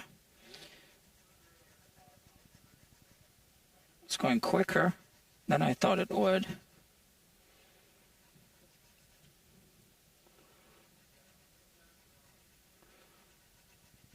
Because the alternative is to remove all the hardware, make a template, and route it.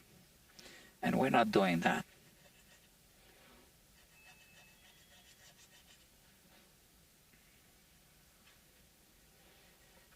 Look at that.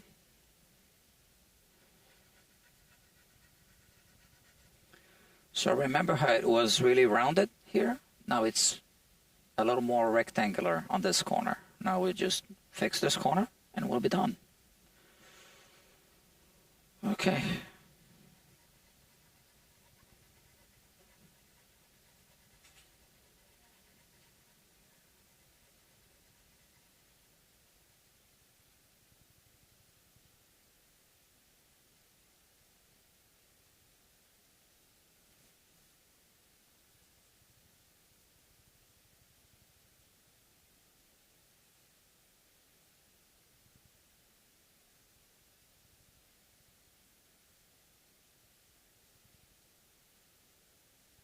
So, yeah, so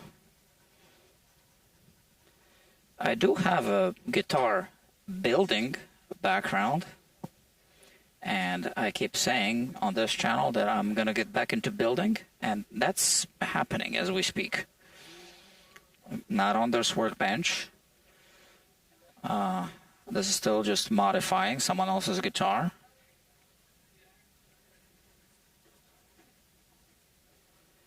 But yeah, I'm discussing things with a potential partner.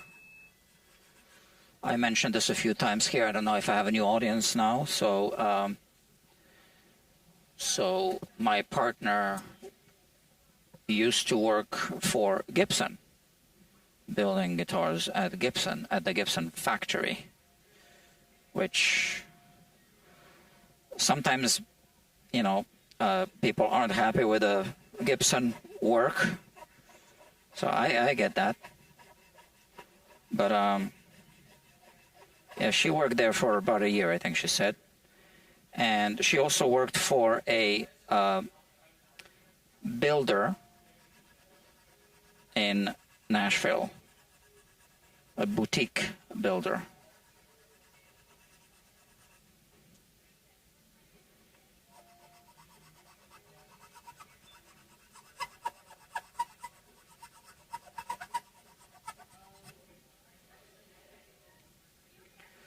So she might even come here to this shop sometimes to work with me. And if she does, she might do some live streams with me. But she will be mostly working out of the other shop in Brooklyn.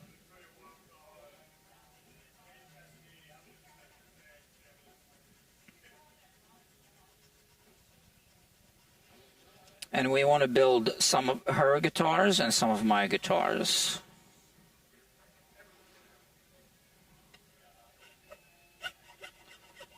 So she says that she's committed to making it work. Okay, so there are always challenges, and we are discussing that now. So one good thing about one important thing to discuss with a potential partner from the very beginning is an exit strategy. That's what I told her. So I said, let's first discuss how we're gonna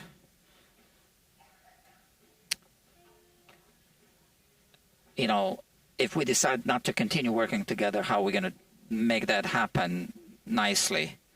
And we discussed that because I don't want to have any I always want to remain on good terms, even if things don't work out. So we talked about that a lot last time on our last call. And now we just gave each other a few days to think about everything we talked about.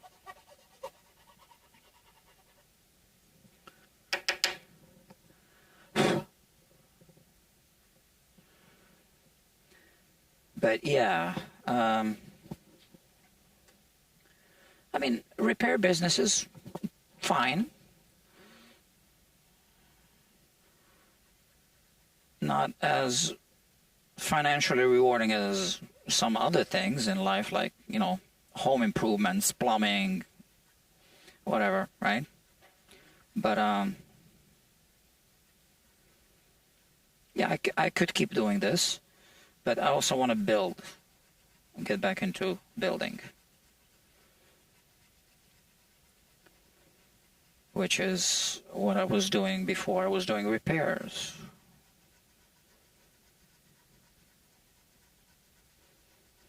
People have been asking me for some guitars, actually, so.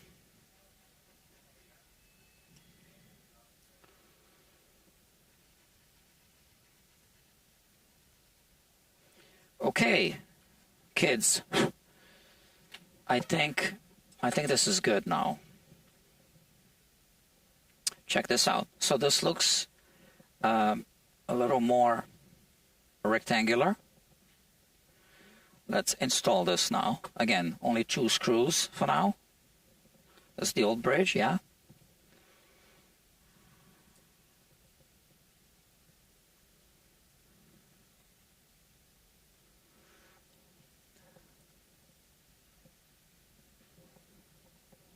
Okay, I'm putting the old screws here.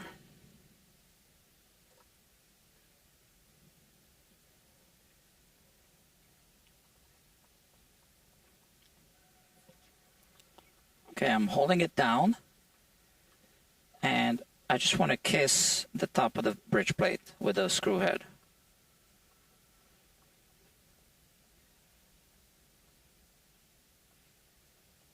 Okay. And let's see, and this does work better.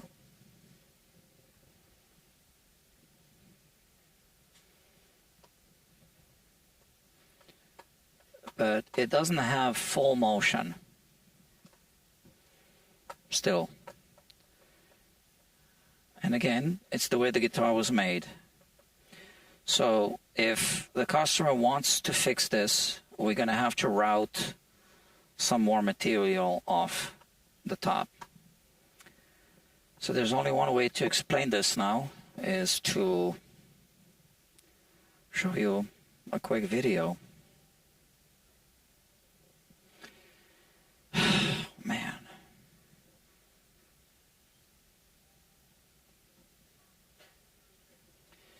All right, so here we go.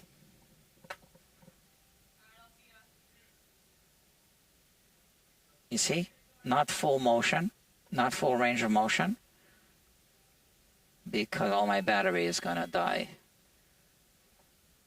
because it's hitting this thing. And if we turn this thing around, I'll show you. That space is too narrow right there. That's that. And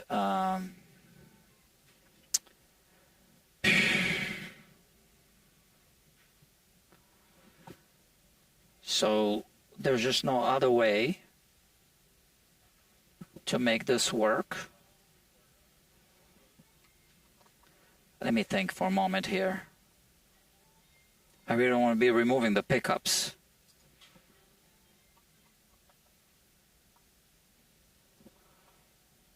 Gotta think for a moment here.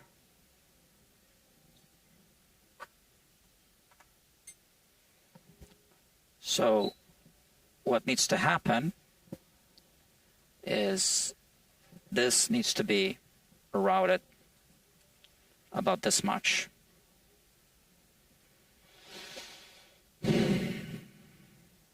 God damn it.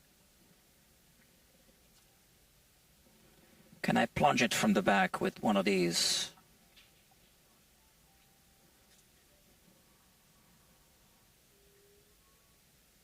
Yep, I can.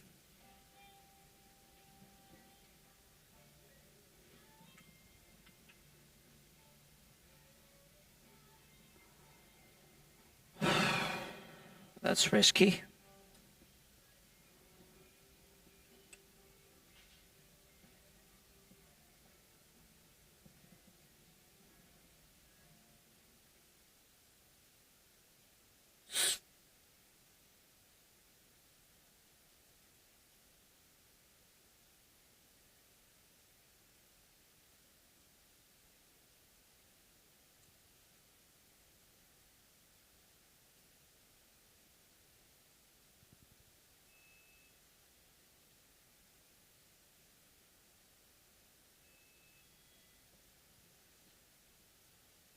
All right, let me think what the options are.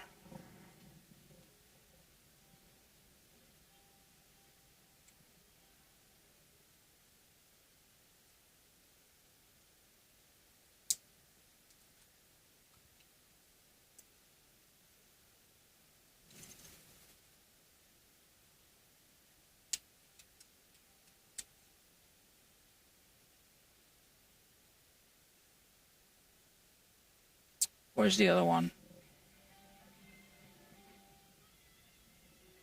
The short one. Oh, here.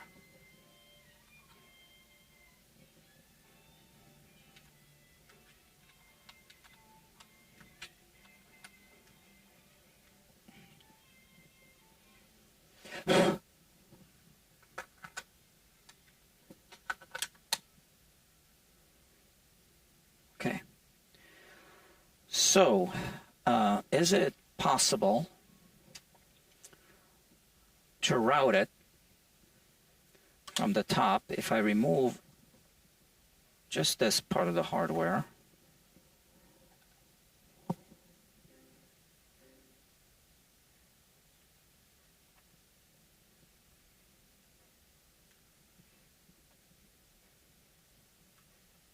Oh, I see.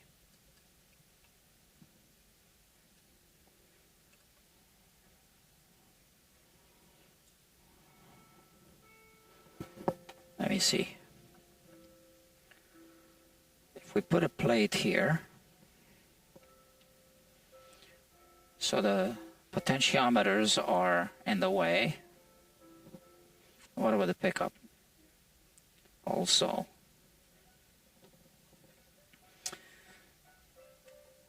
well, there's room. It can go deeper.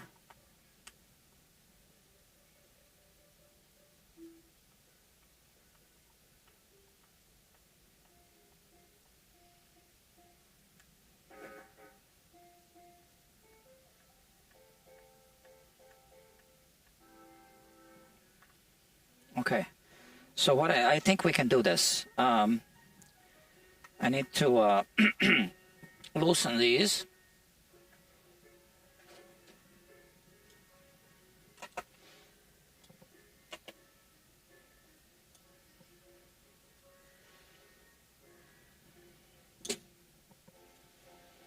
I mean, what the hell, we're here now, right? So let's just do this.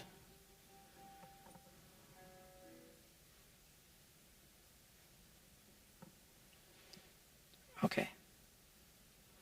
That's fine, I think. Yeah, okay. Here. And I can even put a little plate here. Or maybe here.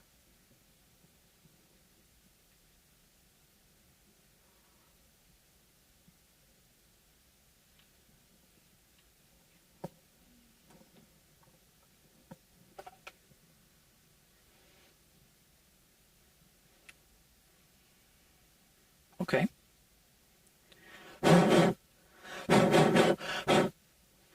That's fine.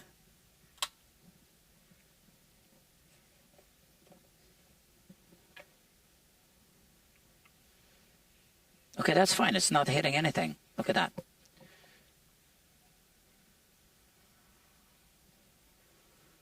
Okay. I think I think we should go for it, because that's the only way we are actually going to have the full range of motion on this tram. Otherwise, we won't. So let's do this. All right. So I need this tape. All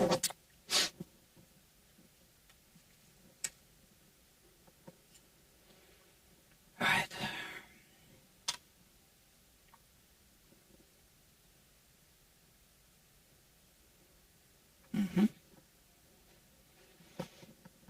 Got an even better idea.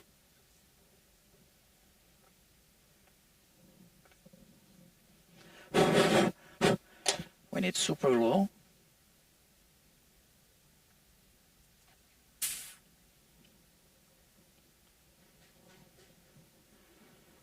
Okay, let's get busy. So we put one yellow tape here.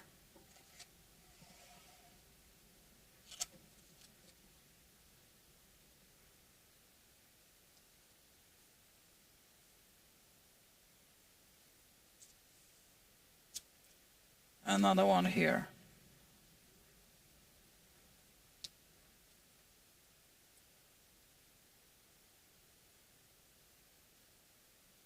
And one more here.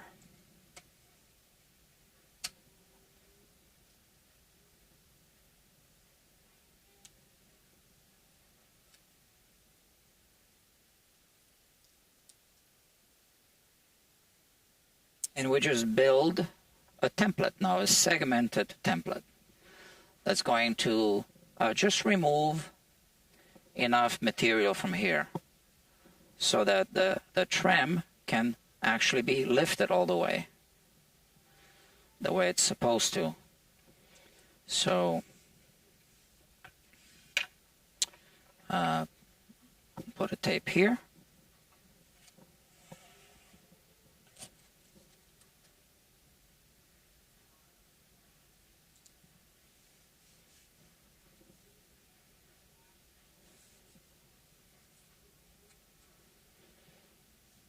Okay, it's a little risky,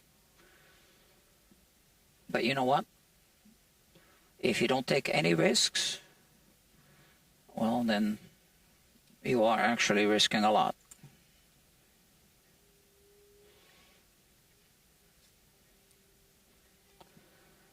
So by how much? It's hard to tell.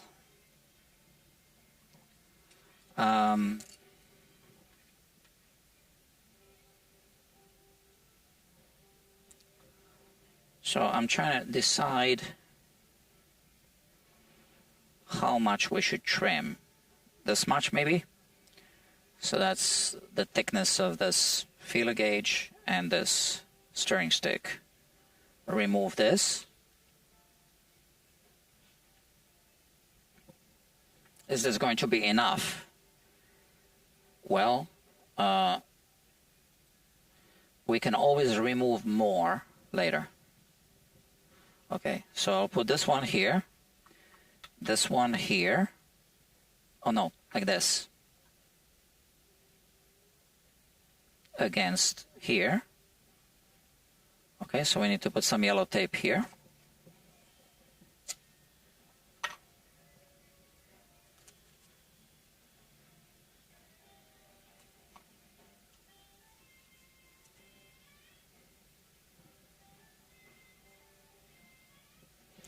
So this is going to go here.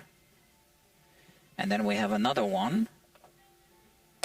Another little block that goes, that's going to go here.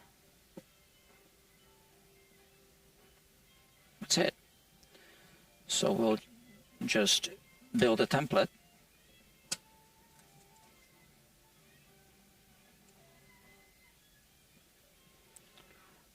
So the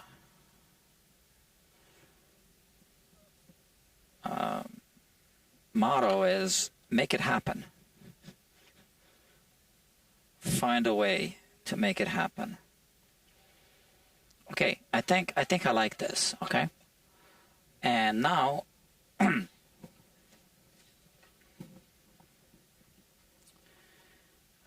so where's the super glue here? And I was using a strength fragment. So I'll put the super glue here. We don't need any here. So let me mark this off. Not here. That's this. Not here. Right? And not here.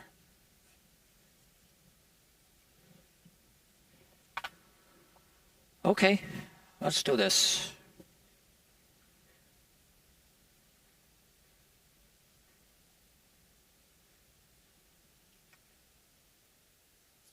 So this is the gel type super glue.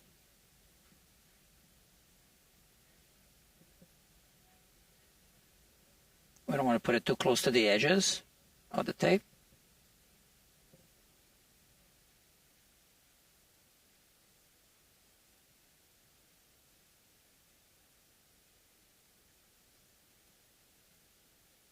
Okay.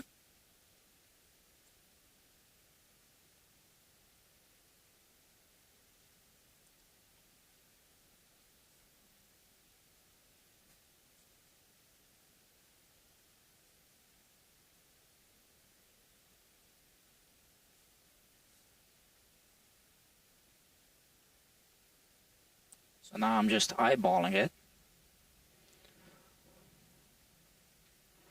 But now I am measuring it.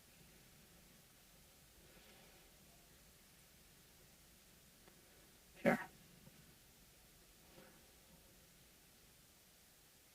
Okay. And we can put something heavy on top, like the router.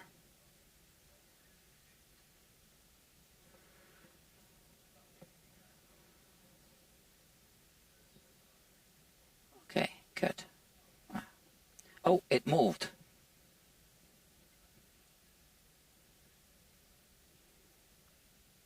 We don't want it to move.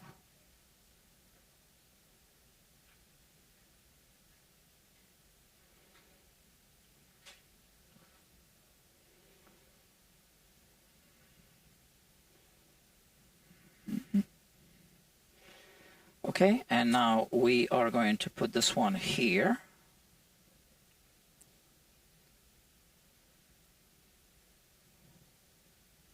Against this thing. Right against here. Flush with this. So some super glue here. Where's my super glue?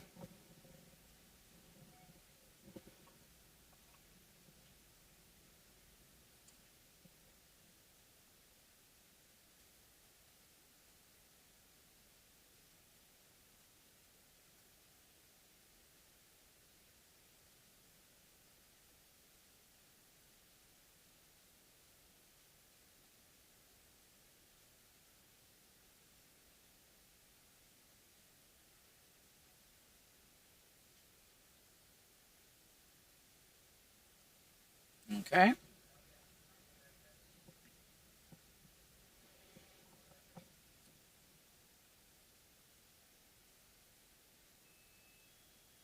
Just like that. And we can put a paperweight on top of this.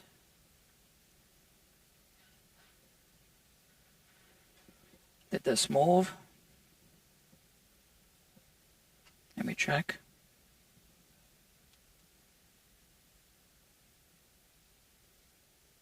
No, I don't think it did.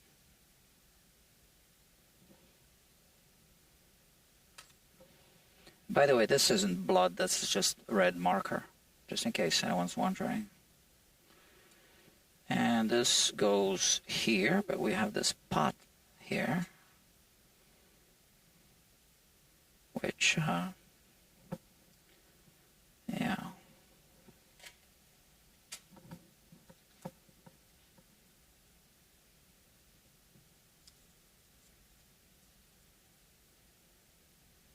Okay.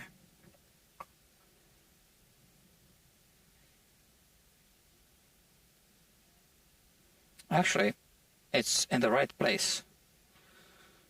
Okay.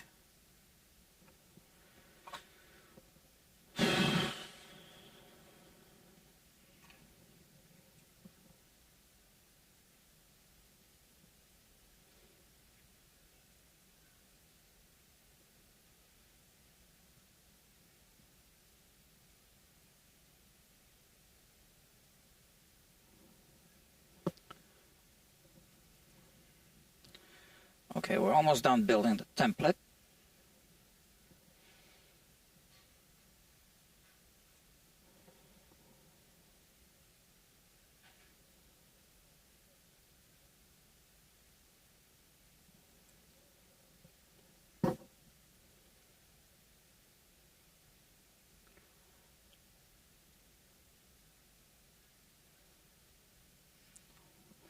So now we let it do its thing for a few minutes.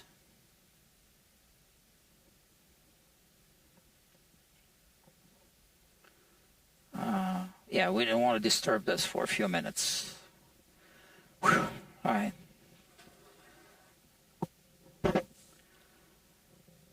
So this is all risky business, but it needs to be done. Otherwise, it's not going to work. All right. I don't see any comments, no chats. So the chat isn't working for whatever reason. I don't know why. 10 people watching. And let me see. It doesn't tell me how many likes. So I hope I have a few likes. If not, well, maybe it's time to like it.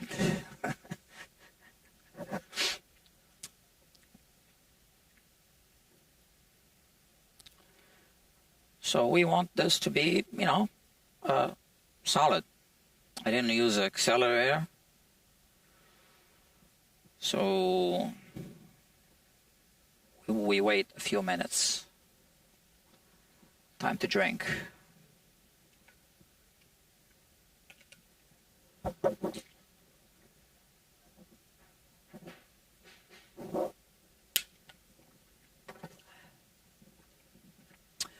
me check my text messages.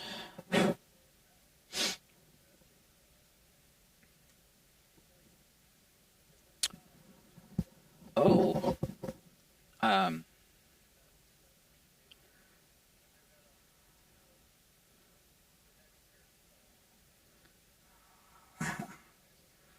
So the customer is cursing Dr. Rick K. But just got a message that the new version of FretLab Pro is in the Dropbox. So I'll be testing it tonight. I can't wait. Dr. Kevin Hausen, my collaborator, Oh, and the girl never came for the strings, so what's up with that? It's like I made time for her.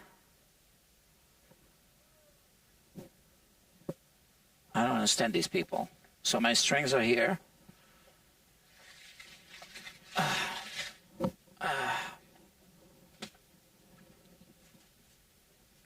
She wanted the strings. And I agreed reluctantly that she could take them.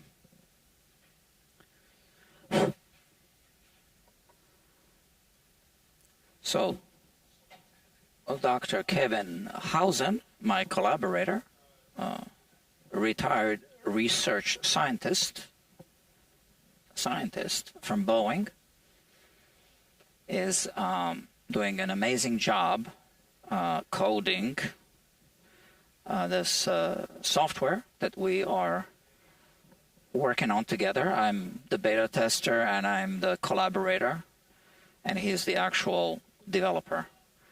So FretLab Pro is custom-made software for guitar analysis and more.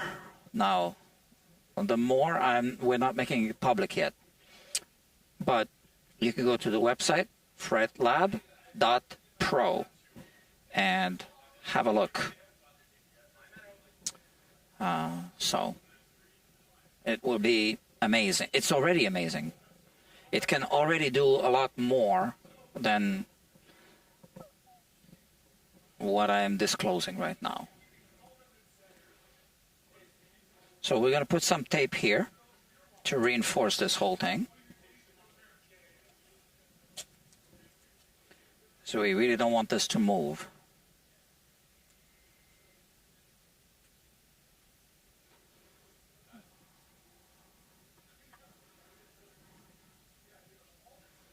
And here as well. There's a switch here, so let's flip it.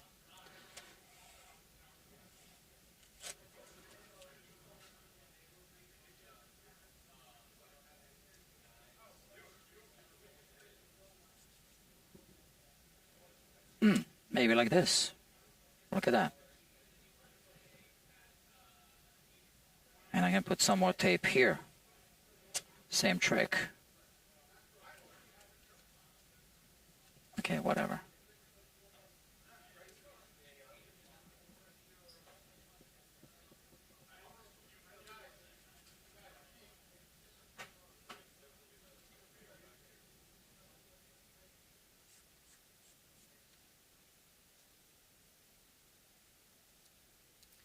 And I'll do the same thing here.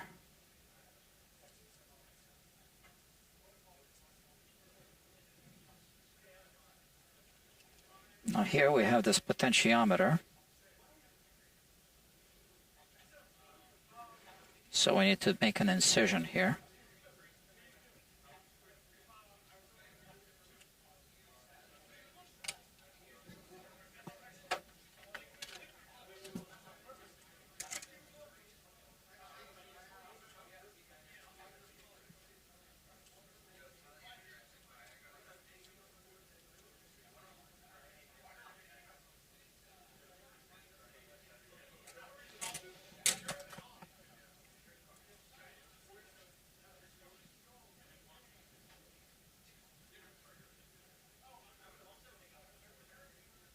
This is a very unusual job that I'm doing, okay? And so whoever is watching this live stream is seeing something that is 100% improvised as we speak. Okay. So I hope that my measurement is good, that I am in fact going to be removing a sufficient amount of material from here. I hope. If not, then we have to redo the whole thing and remove some more. But that's better than removing too much, right? I'm just using my best judgment at this point. And I wonder if this is good enough to go. Yeah. Let's see. Okay, so we are going to expose a little bit of the ball bearing here. How much? Well, we measure it up with the same material here. That's enough. Okay. And we're going to work in this direction. Okay. Not in this direction, because this way you can get in trouble because of kickbacks. And we need the vacuum cleaner.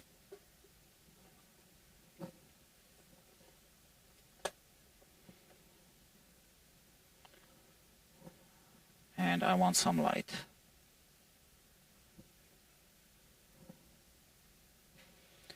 All right.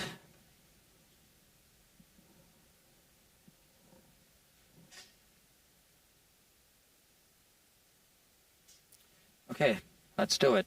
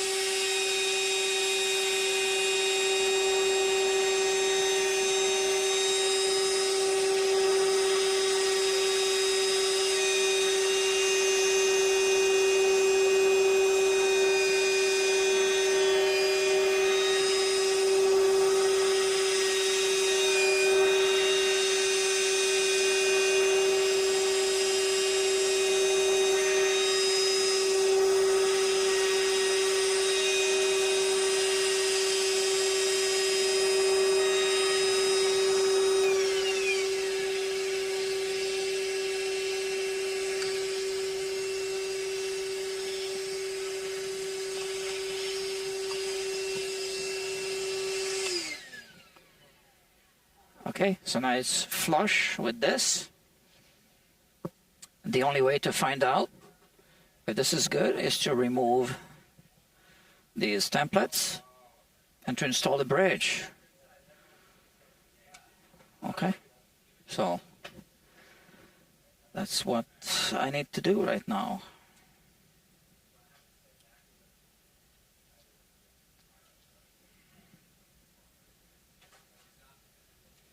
And I really hope this is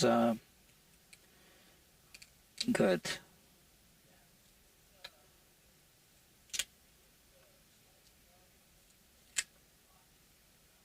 All right.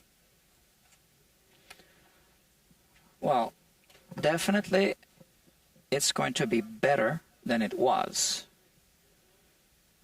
So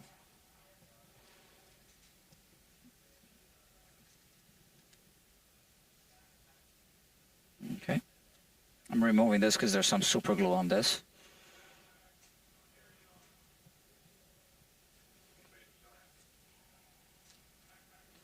And I can't tell if it's wet or not. I don't want to touch it.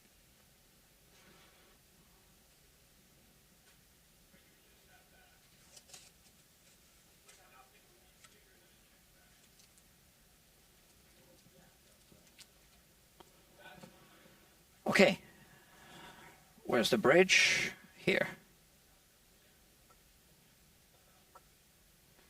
Oh yeah, look at that. Now you have full range of motion. Okay.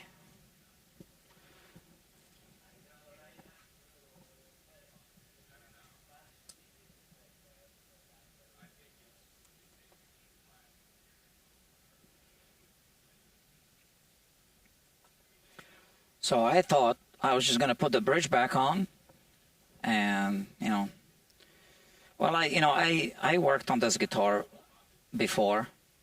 I mean, I've seen some limitations of it, but now I took it apart and I figured out why.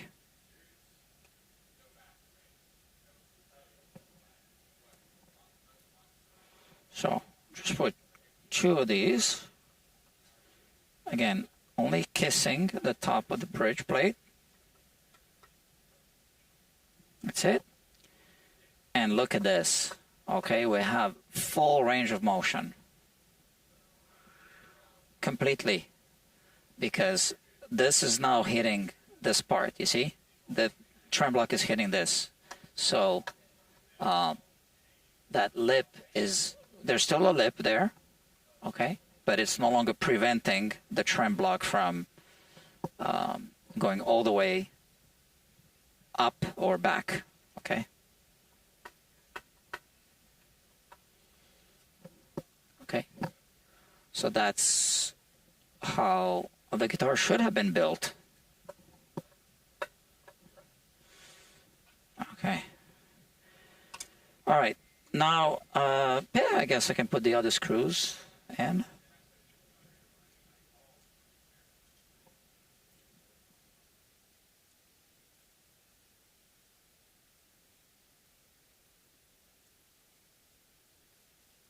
I kind of like the look of the old screw heads on top of the new bridge plate. Looks kind of cool. All right. So it's important to make the right decision when to use a power tool. I'll show you.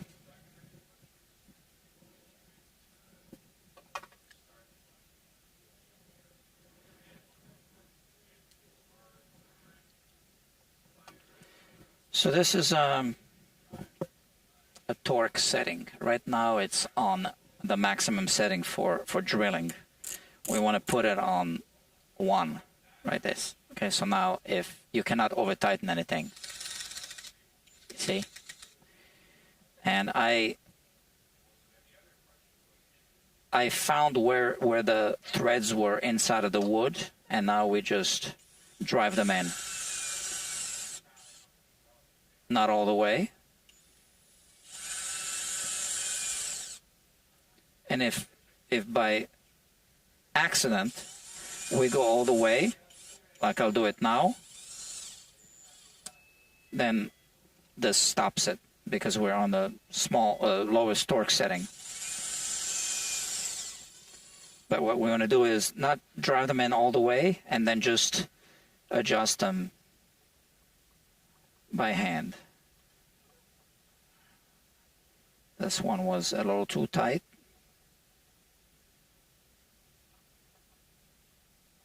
That's it. Okay, let's check again. Yeah, we have full range of motion. Okay. So no gap here. Okay, so on this side, we install this plate. There are a couple of little tips, screw tips sticking out. And we don't want to put these springs. These are annoying because this hook is too short. So what we want to do is put the new ones. But I'm not changing the claw.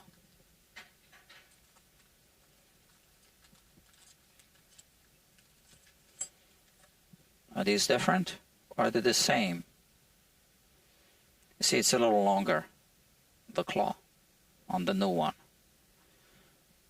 Okay? Which means it's easier to install it here with the needle nose pliers.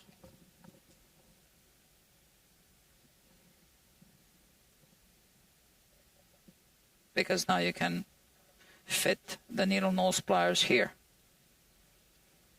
That's it. And let's install 2 more.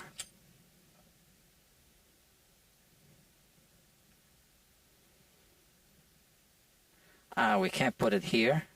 We can.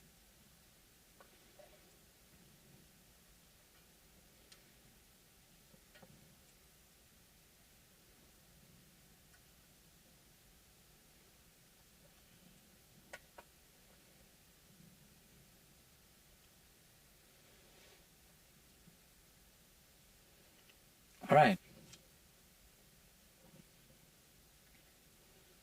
That's it. And, you know, no big deal that these two screw tips are protruding. No big deal. We no longer need this. This was my wiring diagram. But now we do need to tighten these pots.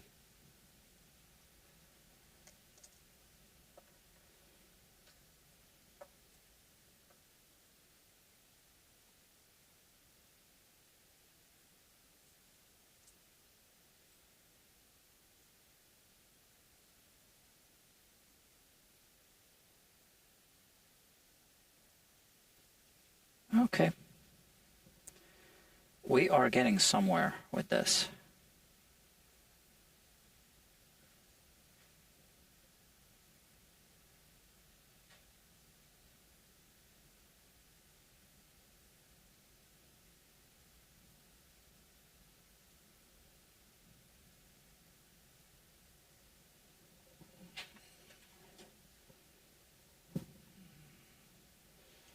Okay, so we want to hold it on the inside as we're tightening it on the outside.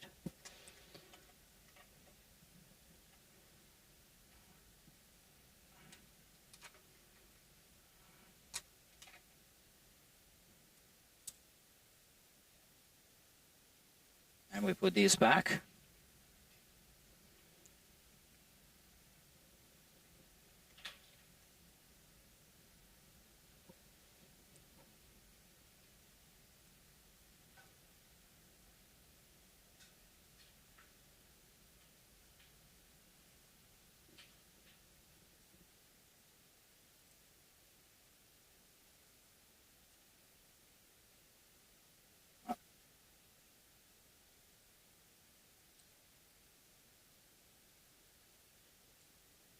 I think that's good.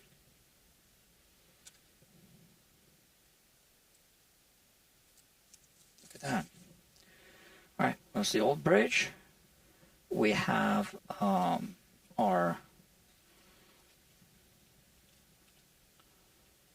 screws for the plate.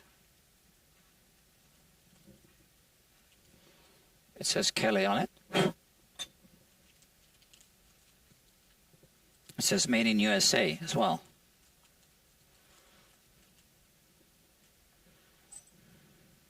It says Kelly here as well. Yeah. Kelly. So these are collectible. And so now this one, we can raise it a little bit, finally.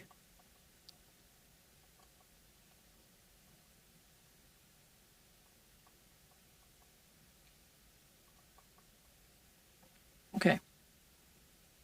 Maybe more, I think more. We'll see when we put the strings on, but I think that's about the height. I think that's still too low, but all right, let's do it like this for now. And then we're going to install the neck, reinstall the neck.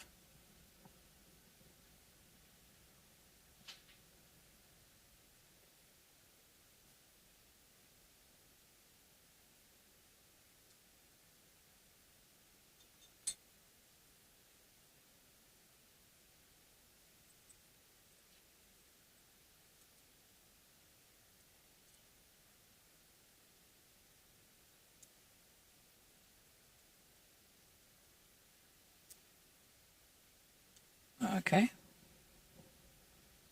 So I always keep saying this, but we do always have a new audience.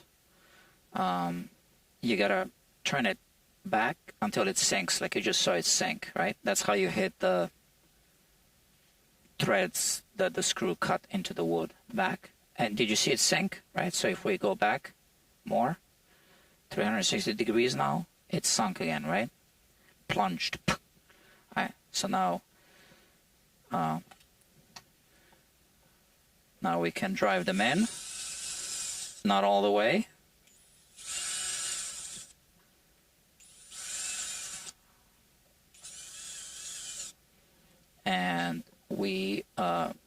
tighten by hand.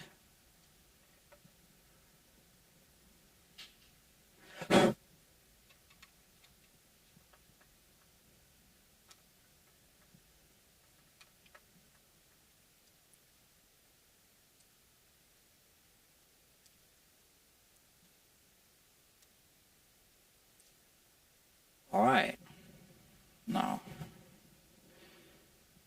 formality here. Where's the thing?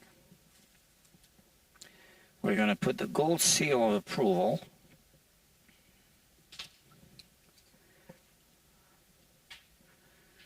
where's my thing here?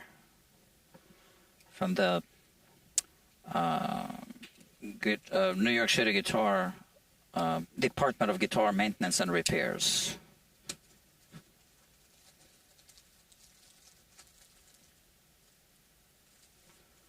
Okay, we have these. And where's the control cavity plate? Here.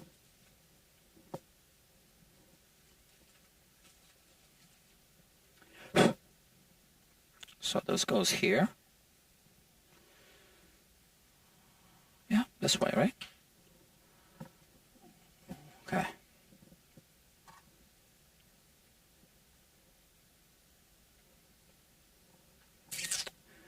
Okay, ready?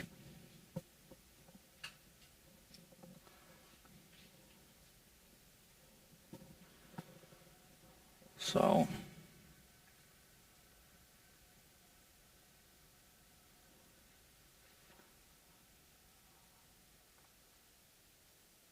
this is the gold seal of approval by the New York City Department of Guitar Maintenance and Repairs.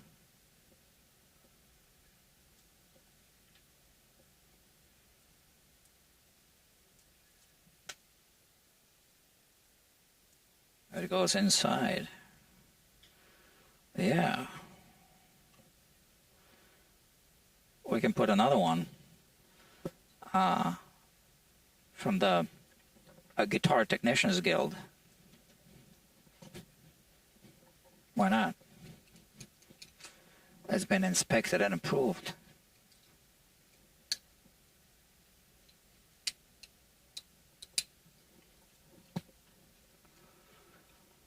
Okay. So that's the other one. Check this out. Guitar Technicians Guild. Currently, the Guitar Technicians Guild has one member.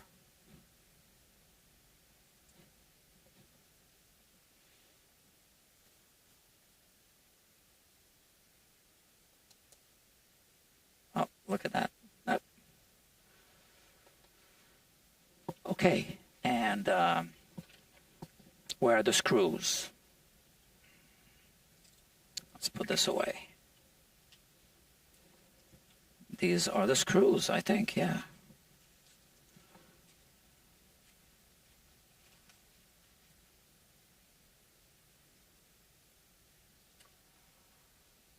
This is it.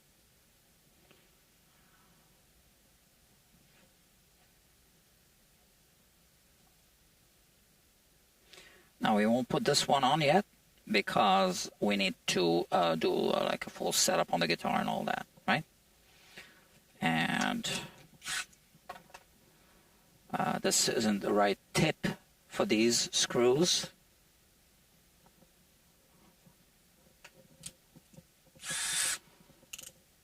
Okay.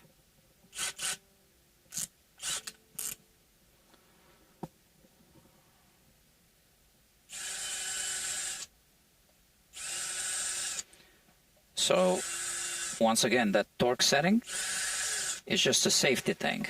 We always want to tighten them by hand.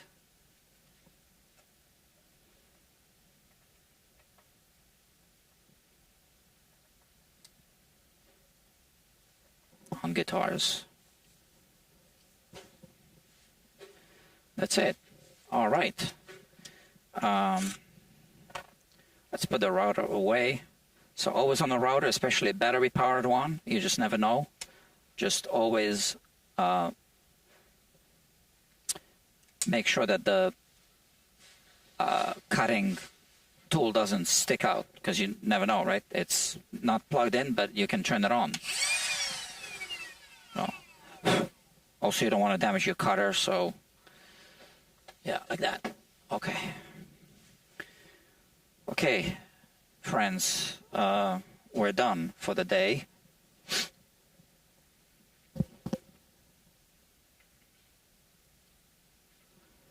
How many people are watching? 8 audience members. We've been live streaming for 2 hours, 58 minutes, and 57 seconds.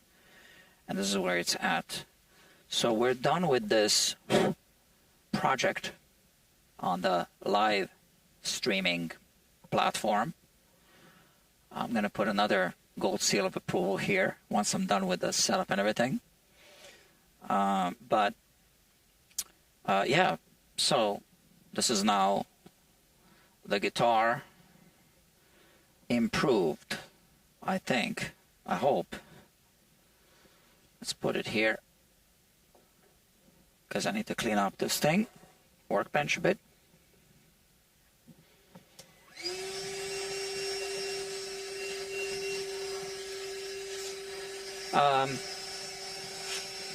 What can we do? What can we do to make this channel a little more popular? I mean, I'm not very concerned about it not being very popular, because it serves kind of like a different purpose. But if we can make it a little more popular so that I get 1,000 subscribers, then I'll be able to monetize the ads on this channel. And then when people watch replays, when the ads play, I actually get paid. So anyone watching this, if you want to, contribute by putting a little of your time into this, you can tell your friends about this channel, and they can subscribe and watch some live streams and replays. Because right now I am still under 700 subscribers.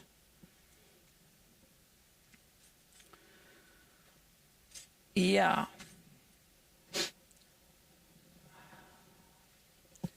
Now what's here? Why do we have this here? I'm gonna have to ask the owner. What is this as well? Well, that's the plate. I'm sure he didn't want me to change the plate. The other one says Rick Kelly on it.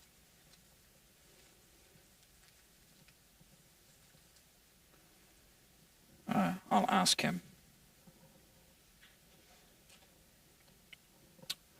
Okay, kids, I need to wrap it up.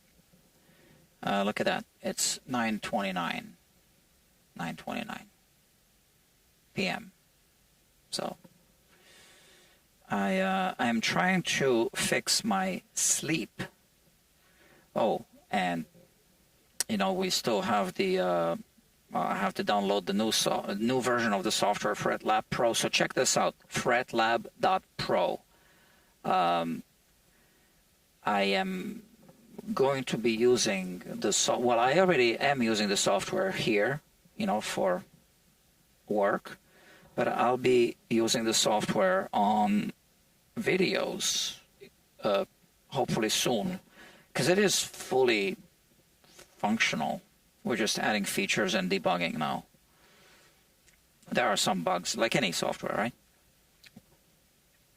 Okay, kids, I gotta go. I wish I could drop a comment. Let's see if it works.